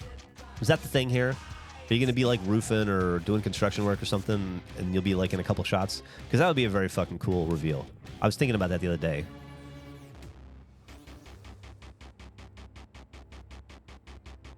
Immersion? Yeah, that was a good series, Brief Relief. It had 2 runs. It had the original Gus and Geoff run, and then it had the Michael and Gavin run. That I think was bigger and more impressive, probably.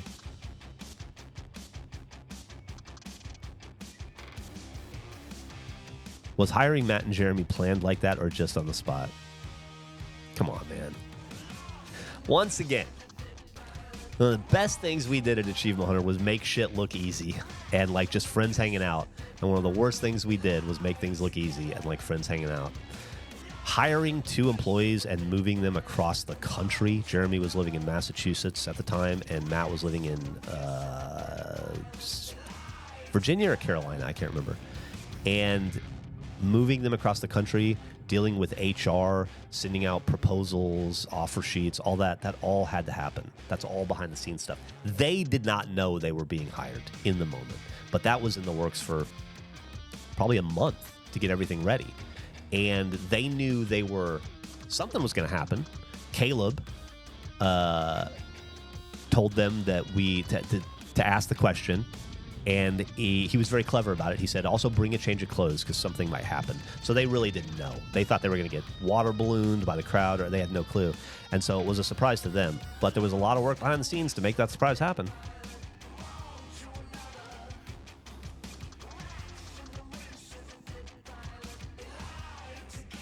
Came across your Roadcraft videos on YouTube. I never knew you started streaming. How's life been treating you? Fucking awesome, Offbeat Ninja. And I'm so glad you stopped by.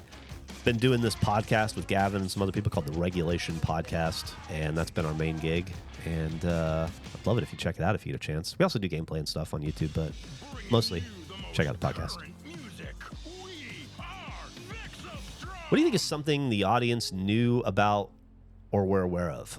I don't know. I think I think some of the beauty of it was how effortless we made it look, you know?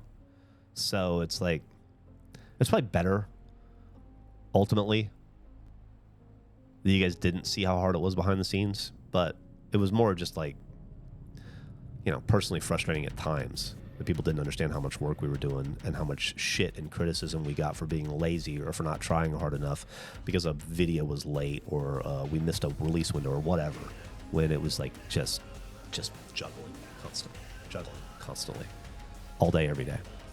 But I'm really happy with the product, and the product that we made is the product I wanted to make. And so ultimately, I guess there's no sense in second guessing that. You are absolutely a comment lever, electronics, or Alex 7 Onyx.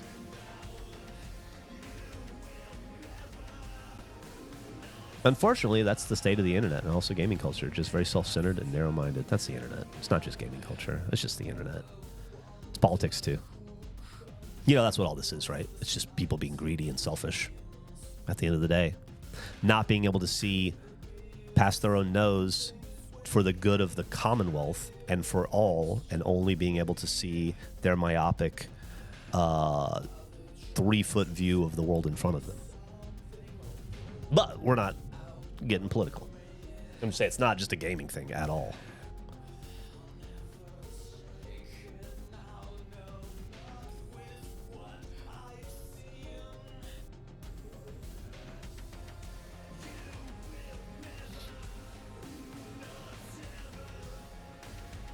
There were plenty of stories of chaos. The fact that you could keep making videos consistently was masterful.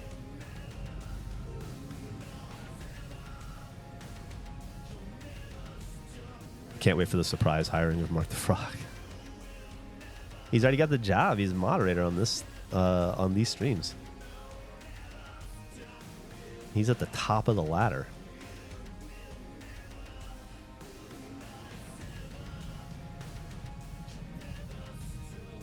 Shout out the frog. Hell yeah. Breaking news. Uh-oh. Browns hire former Ravens offensive coordinator Todd Monken as their new head coach. How many new head coaches does that make for the NFL this year?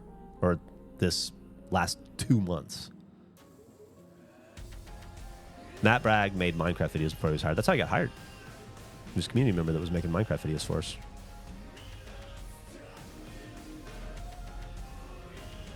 But it's all regulation, C-Rob. If you talk to anybody from regulation, it's regulation. It doesn't matter what. If you talk to Gavin in a Slow-Mo Guys live stream, it's regulation.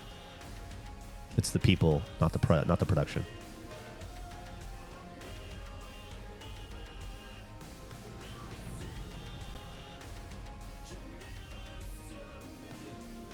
What a Browns decision. Yeah, it's like, it's got to be about a third of the league, I think. It's fucking crazy. You got the Steelers, right? Browns.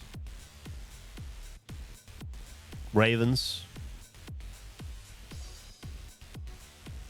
Who am I missing? About 7 teams, right? Titans. Giants. That was a big one. The Bills. Huge one. That's right. I forgot about the Bills. Falcons. Jesus Christ. Oh, yeah, Miami. Yeah, Miami's. That's true. I forgot he moved over to be the OC at the Chargers now, I think. Yeah, that's 8 right there. Raiders.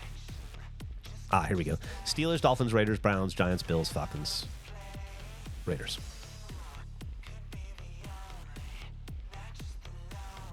I can't fucking believe that Bill Belichick got denied first ballot Hall of Fame. I don't really care one way or the other because I'm not a Patriots fan. My Boston fandom is purely for the Celtics, no other team. I don't give a shit about the Red Sox, or I kind of like the Bruins, but I'm not really allowed to because I'm a Red Wings fan. So I don't really give a shit about the Patriots or Belichick. But I think it's crazy that he is not a first ballot Hall of Famer. It's just, like, who's got a better resume? It doesn't matter if he pissed off people, though. It's not about that. It's about his record. It's about his accomplishments in the NFL, which are untouchable, really. You know? He's the best coach in NFL history. I would tend to agree with that, Abby. You make regulation look really easy, too. How many people are behind the scenes? We have an accounting firm we have people that we contract, but there are 5 regulation employees, and honestly, that's all there will ever be. You know, that was a decision that we made, and you know, decisions are made to be changed and amended, and who knows what the future brings. We really don't know, but it was decided when we created the company that it would always ever be this 5. That I never wanted to grow out of the spare bedroom. And every time I made a new production, it eventually got sucked out of the spare bedroom. And so that was always out of my control. But this is not. And so we are totally in agreement. We need to stop this recording. And we will not be adding to the staff. We contract editors, we contract social, we contract accounting, we contract legal, you know. We have people that we work with. But there are only 5 employees.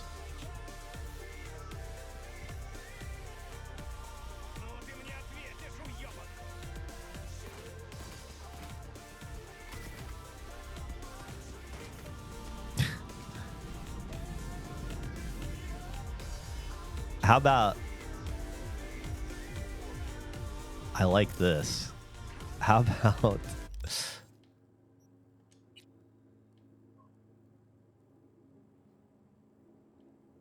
there we go. How about this?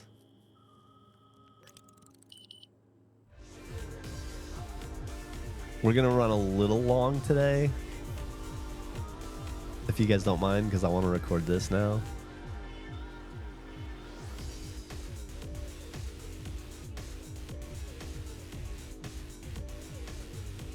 right, there's this shot.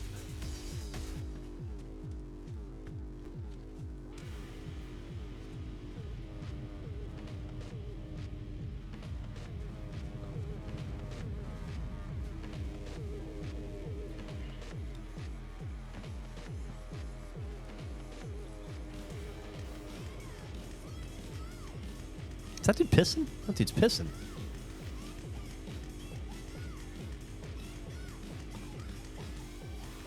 Do you think he's gonna piss forever? Kind of want to film that. I'll tell you what, only you guys will know that he's got his dick in his hand there.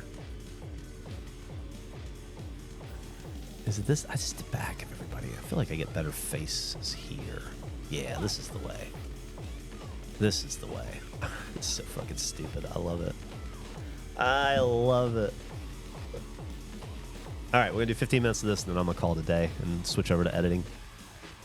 Switch over to listen to my stupid fucking voice for 2 hours.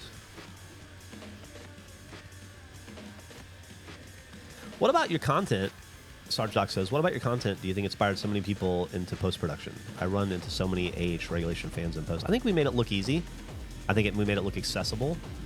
Going back to what I was saying earlier about one of the better things we did and the worst things we did, I think we made it look doable, you know? And it is. And so I think a lot of people just saw, oh, if these absolute dumbasses can pull this off, I definitely can. And that happened a lot, you know? Like, a lot. Laserbeam was one of the British kid or Australian kid. He was one of the what's that movie we did called Laser Team Funders, and he got his reward for donating. I don't know how much money he donated. He was working construction. He donated a bunch of money.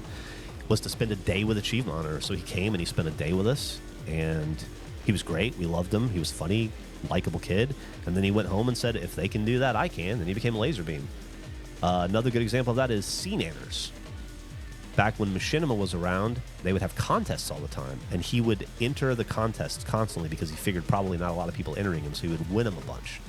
And he won a contest to come spend a day with Rooster Teeth. And one day, we didn't even know it, one day this kid showed up, and he said, "Hey, I won the Machinima contest, I'm going to get to spend a day with you guys." And we're like, "Oh, well, welcome." And then he spent a day with us. Lovely kid, liked him a lot, very personable. Then he said, "Wow, these guys, what they're doing is doable." And he went home and he became Sea Nanners. So I think it's just that. I think we showed, I think it's easy to do, hard to do well, maybe. Yeah, I really don't know what happened to him after he dropped off the internet. We weren't close or anything.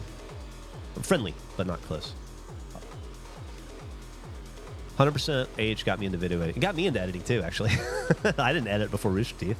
I learned all this stuff on the job. This is all everything I do in my career I learned on the fly at Rooster Teeth or in the Army as a journalist. Curious about your organizational structure. To make it look easy must have been a master class in being organized, especially now with the multiple podcasts. What is our structure? You mean regulation structure?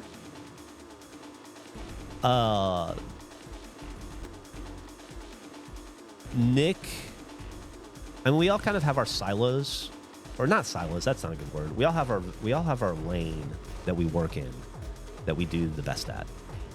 And Gavin does certain edits that require his sensibilities, you know, for us to get the most out of. The stuff that's really like Philly cheesesteak, Gavin's editing that. Andrew interfaces with most of the contract editors and handles that pipeline. He does a masterful job at it. He works with Nick on that. Nick does most of the audio editing, and he also runs all the RSS stuff behind the scenes. He also contracts out some of the audio work with outside contractors, people we've worked with in the past at Rooster Teeth, to do audio edits that he's not able to. Eric and I do a lot of the business stuff, a lot of the 401k, insurance, getting everybody paid, payroll, all that stuff. Like, I got to go to the bank today to do some money transfer stuff. And then I do a lot of I do all the thumbnails and any of the artwork, that kind of dumb stuff. Then we have, like I said, people that do social for us that we work with, and I don't know. It just works well because we all understand what needs to be done and all want to get it done. There's more, there's more things that we do.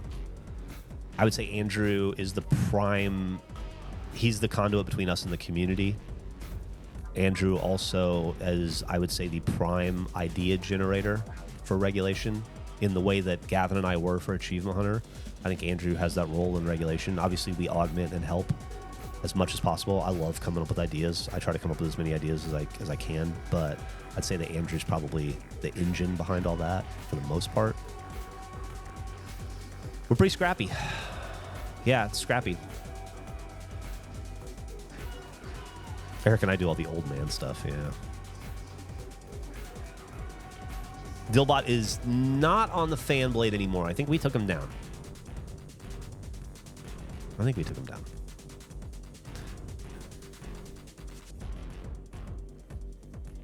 Oh, that's a good question, Mark. I don't know. I'll have to look into that. It's a problem for the landlord, though.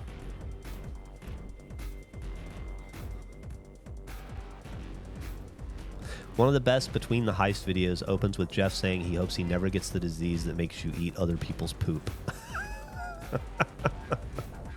I do remember that. I just think that not only do y'all have the same drive to do what you do, but y'all just work so well together. It's like a team with good chemistry. That really is the hardest part about it, DJ Wiebert. And I think the thing that I did very well at Rooster Teeth, I did a few things well, but one of the things that I did well, not to sound like I'm tooting my own horn here, but I think one of the things that I did well at Rooster Teeth was I was good at building chemistry between talent and fostering it and growing it. And part of why regulation works is because of the chemistry of the five of us. It is carefully curated. It is a perfect mix between the creation of Rooster Teeth and the creation of Achievement Hunter, where half of us were friends before, half of us were friends because of, and most importantly, we are all, almost always, I would say 95% of the time, we are completely aligned creatively and professionally. And when we're not, we all have enough respect for each other and for what we're doing to be productive and mature about it. And we have a majority rules situation where if 3 people say yes, then that's the answer, And that has worked out very well for us. Everybody understands and respects that. And as long as you can understand and respect the majority rules and that, we're all rowing in the same direction, we got no problems.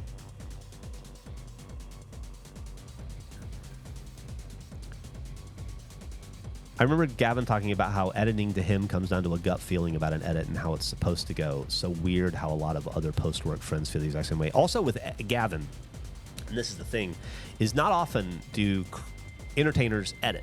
I mean, on the internet they do, right? I guess in gaming and shit we do, but in traditional media that's not the case as nearly as much.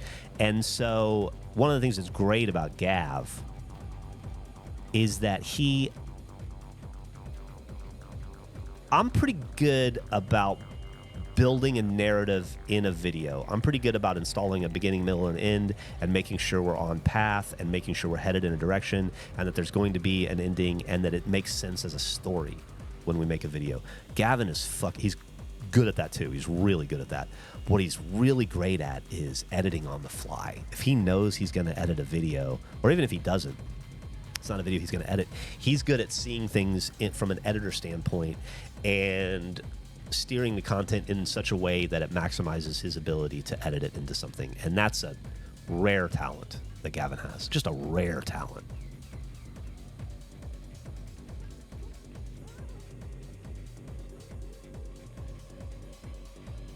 Gothrave Kids Under the Bridge. Yeah, it's like those kids in Letterkenny. Man, I watched that first 2 episodes of Shoresy last night, finally. That's a fucking funny show. I'm glad I did. Did I hear about the guy Eric blocked on Instagram on last night's stream? I did not. I haven't talked to Eric today. Super hard talent to be able to edit yourself as well.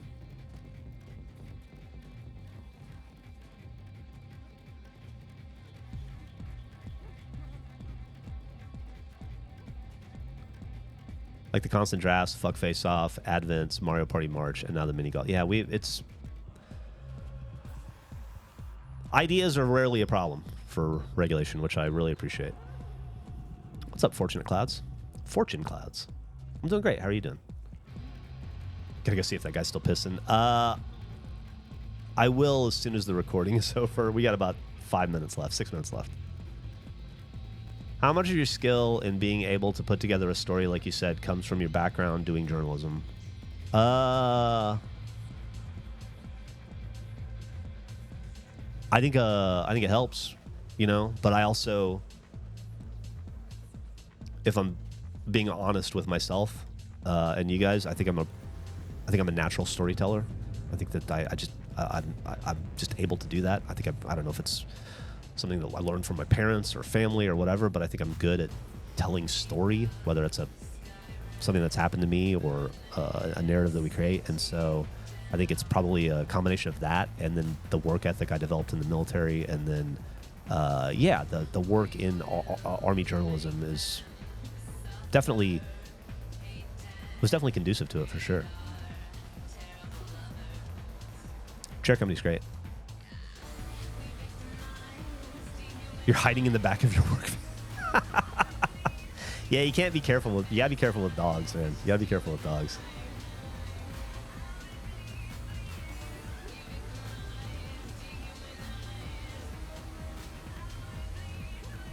Toss them some hard-boiled eggs. There you go.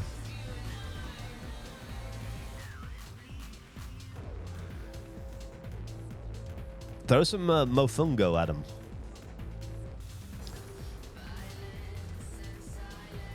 You'll watch anything Nathan Fielder or Tim Robbins make at this point? I did not watch season 2 of the Nathan Fielder show. What is it called? The new HBO show? The something? The one about air traffic safety? The Rehearsal. Thank you. Yeah, I don't know, man. A silent dog can be scary. A silent, wary dog can be scary.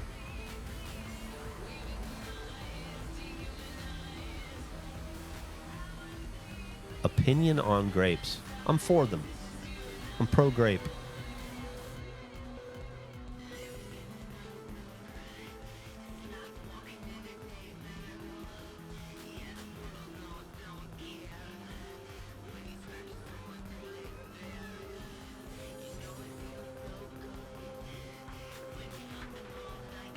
Still got about 3 minutes of this fucking dancing.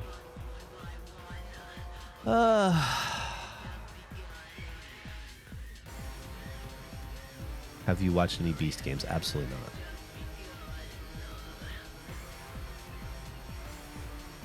What's something you wish you got to talk about more often? Nothing. I had nothing I want to talk about more often. I don't feel restricted in any way. If I wanted to talk to you guys about anything on earth, I could. I got soul right. So I struggle to come up with stuff to talk about. I definitely don't have anything. I have so many outlets to speak at this point in my life.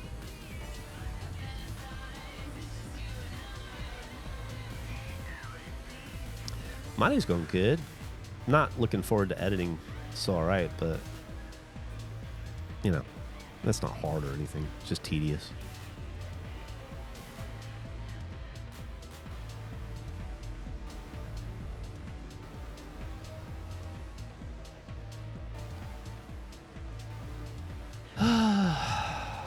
I bet Nick doesn't even use this one. Nah, he will. I really do want to see if that guy's pissing over there still.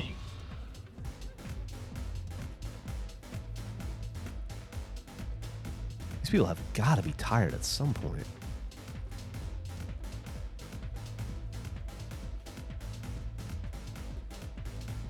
I think it's going to hit the 50s today in Austin. I'm pretty jazzed about that. Sending good vibes your way, Slimeritas. Good luck.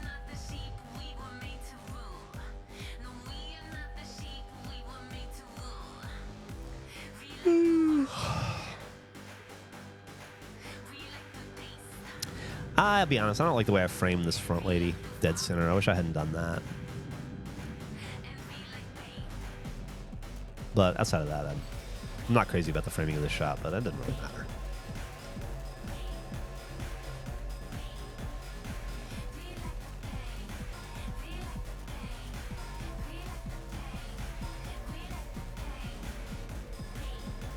She's giving main character vibes. She's going to be the...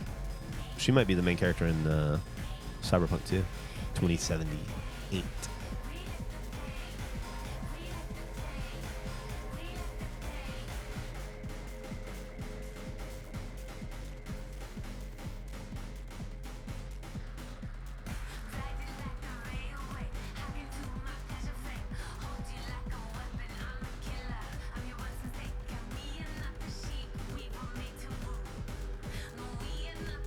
Rule of thirds, Geoff. I know. I know.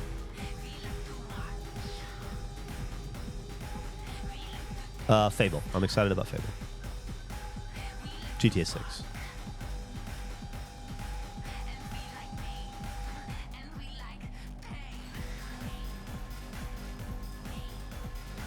Your pothos vines I keep in your aquarium got cold damage this week, and I'm sorry to hear that, Mark. That sucks.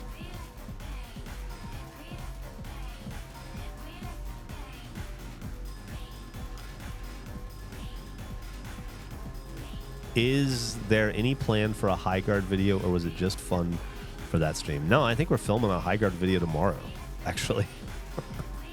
I think we're going to fucking play it tomorrow.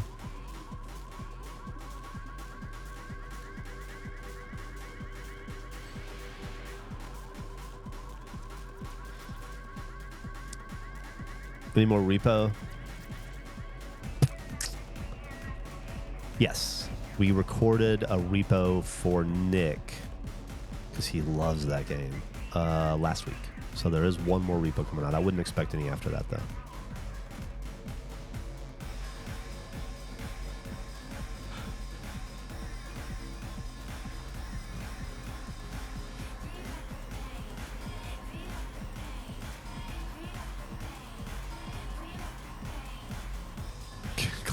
Committing suicide. That sucks. Because 99's too many. All right, we're going to stop recording here. Let's go look at this guy's piss.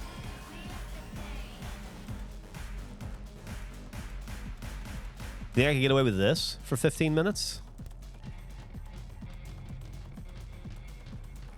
No harm, no foul.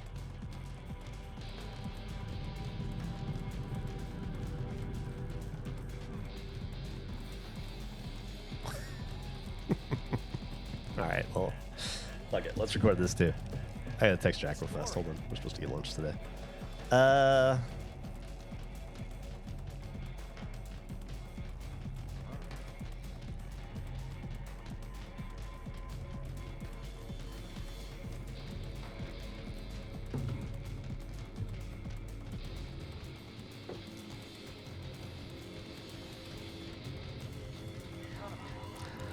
don't want to get our podcast flagged on YouTube, but I kind of want it.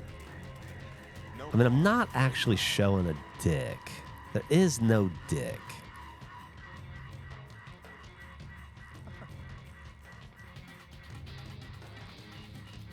All right, well, because of this, I'm now going to do another 15 minutes. So you guys can take off if you want to, but I'm going to stick around.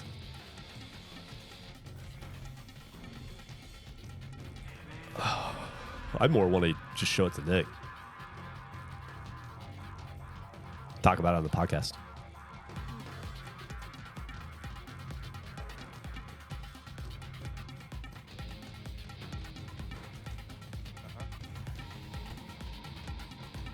Patreon exclusive. That's funny. It could be.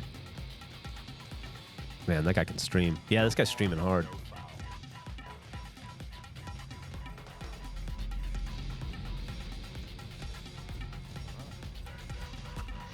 Did you enjoy the new Fear Factor? I can't bring myself to watch it.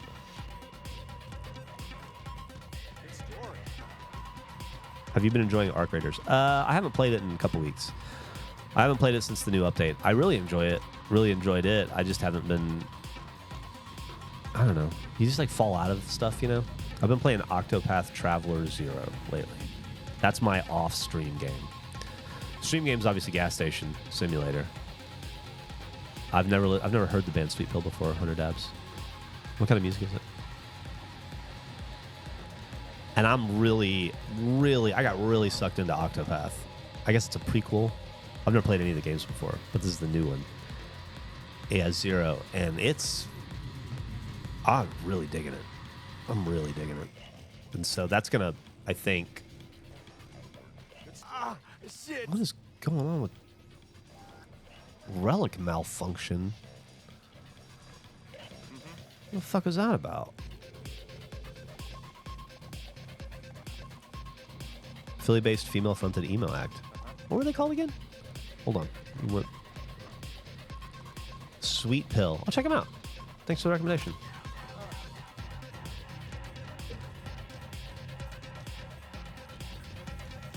The plot's calling. No harm, no foul.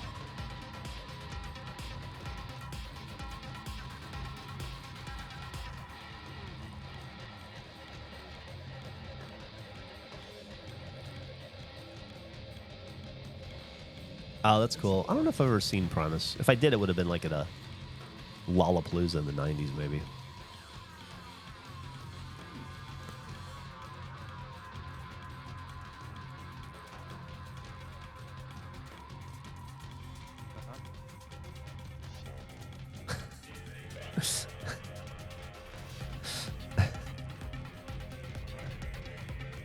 I'll say I'm not getting banned from Twitch for doing this, which is nice.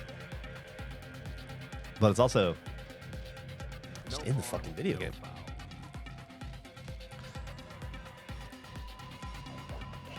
It's cyber piss. It's different, whole different animal.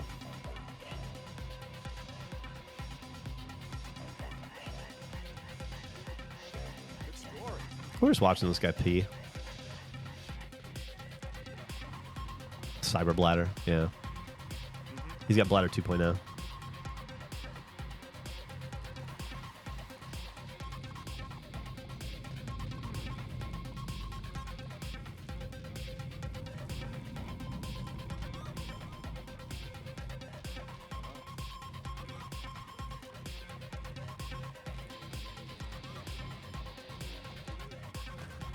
No harm, no foul. Bro be pissin'. Yeah. Sweet. Good story. I'm dreading my root canal later today. Ugh. My mouth's doing great right now. I'm so sorry to hear about yours. Hopefully it's as quick and painless as possible in a in and out procedure and not a lingering thing.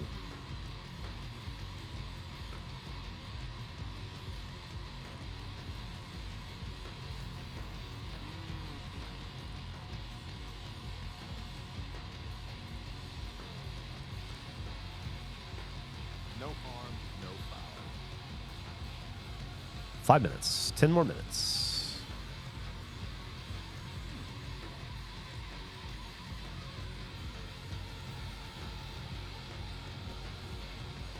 Hello, Guncatus. I watched a movie yesterday. I guess I'll talk about it on So Alright at some point, but it wasn't like a planned So Alright movie, but it was good. I was going to watch one of the movies that I had told you guys I was going to watch at So Alright, one of the 4, but they all required me to rent them, and I just didn't feel like spending $4. And I saw this movie from 1970, a British suspense horror film called And Soon the Darkness, which I guess was remade in 2010 with Amber Heard and in South America, and sounds totally different, but they took the idea. But this film takes place, 2 nurses from Nottingham, I believe, are on vacation in France, and they're biking across the French countryside, and they get into a fight, and one of them goes missing in the woods, and it's just about the other girl trying to find her friend in this weird, small French countryside town, and everybody around her looks guilty or nefarious, and you can't really figure out who is and isn't. It was fun. I liked it. It was shot very well. There's some cool cinematography in it. The color palette was gorgeous. The saturation was really great. It's basically the whole movie takes place on a road. One stretch of like lonely French countryside. And it was called And Soon the Darkness, which is why I watched it, because I thought the name was cool. The really interesting thing about it, and how it veers completely, as I understand it from the remake in 2010, is that it's I'll have to look into it. I wouldn't be surprised if it inspired Midsommar, because the whole goal of it was to have a horror movie that entirely takes place in the daytime, which is Midsommar, right? And so apparently, I thought they were pretty clever for doing that. Apparently, people were doing it in the 70s. So this movie is a horror movie where the entirety of the film takes place in the middle of the sunlight. And that's very cool. It's a little long. I would edit it differently. It's not the best film ever. You can tell the production was rushed on it. There's some... It slogs a little bit in about 60% of the way, 60 to 80% of the way through, but it's still worth watching. It was still really fun.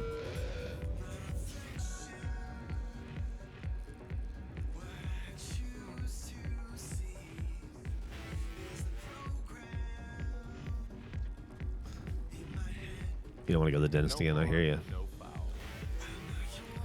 Have I seen Mads Mikkelsen The Hunt? No, I haven't.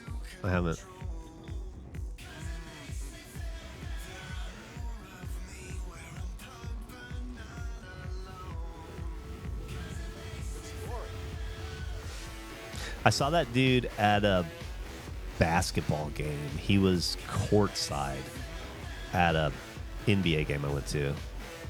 Mr. Ballin. Somebody, I'm not gonna blow people up, but there's some extra street people that work for him now. I don't know him at all. I don't know anything about him other than he's got a billboard in Austin, or he did.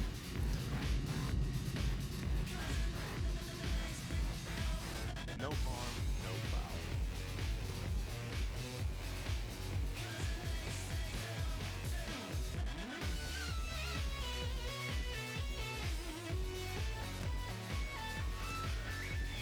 I fucking love that my shadow has made it. That's fucking great. I just look like a creep watching a guy piss. That's awesome.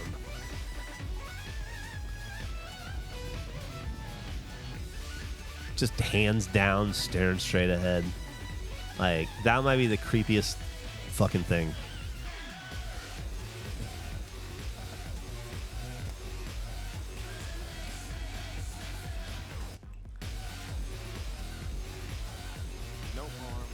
All right, y'all. Got to bounce. See you later, 100 dabs.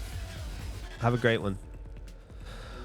As people are leaving, I haven't mentioned this yet, but as some of you know, Wednesdays, last day I stream of the week on this account.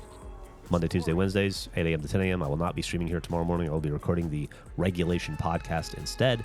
So the next time I will be on Twitch streaming will be Friday at 4 p.m. on the Regulation Podcast Twitch channel, where we will be streaming, I don't know, something. Maybe golf related, honestly. We'll see. Yeah, there you go. Braxerman doing his modly duties. Posted it. Thank you. No harm, no foul. Yeah, let's trade Buzz.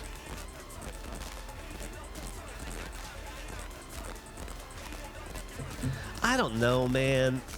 I guess if he said he wants out, I guess that's it. I really didn't see him getting traded before the trade deadline. I just think they can get so much more for him in the offseason, but who knows? We will see, man.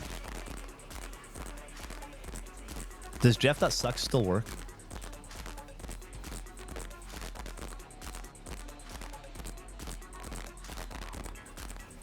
Still got like 4 minutes of this. I think Jaden Ivey's gonna get traded as well. I'm right there with you, Sad Cat. I like him. It's a bummer. He got it kind of a raw deal, and nothing against the Pistons in the organization. He just got kind of a raw deal, and that right as he was starting to catch fire, he got hurt. and then he ended up hurt again, and then the Pistons just fucking developed hard in like essentially the year he was out, and then he comes back in and he's just behind in that development and has had a real difficulty fitting in and filling in, and they've done so much without him. You know, it's like it's a bummer, but I think that he'll go somewhere else and get a new shot maybe.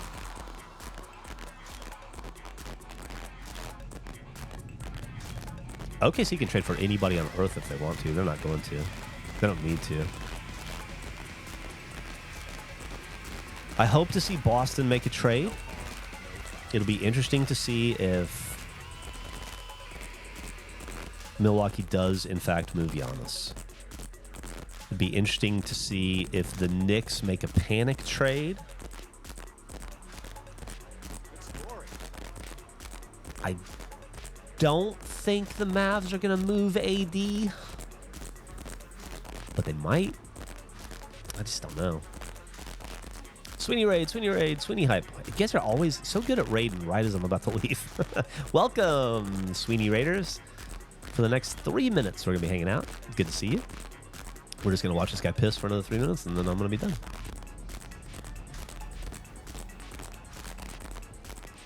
Well, that's interesting because Jimmy's out now. And what do you like? Do you trade Jimmy as a distressed asset? And does anybody want him? I don't know, man.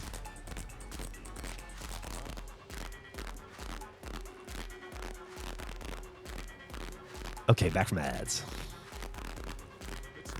What's up, Sweeney?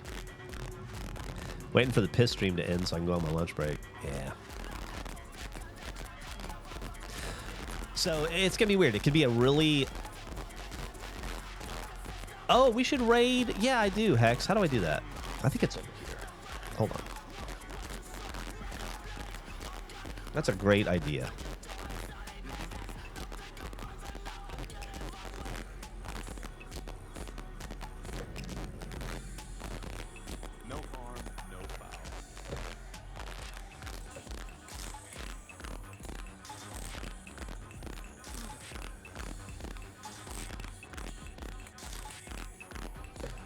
What is it Mega 64?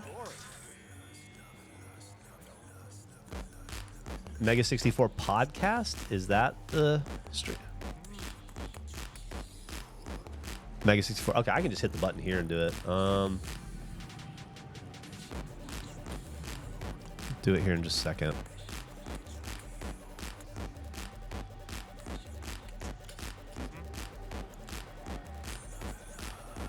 Don't worry, whatever sound static you're hearing, I don't have my speakers turned. I don't hear any of it. I have my speakers turned off, but there will be no audio in this video. This is just background, so.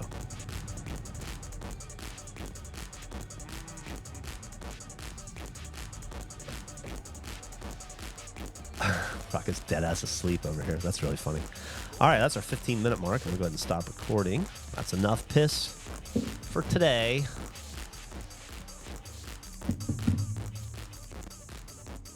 I'm gonna fuck off now. Thank you so much for hanging out with me this morning. Love you all. Can't wait to see you Friday for some more streaming. And if I don't see you Friday, I'll see you Monday. Have a great Wednesday, everyone. Let's start the raid.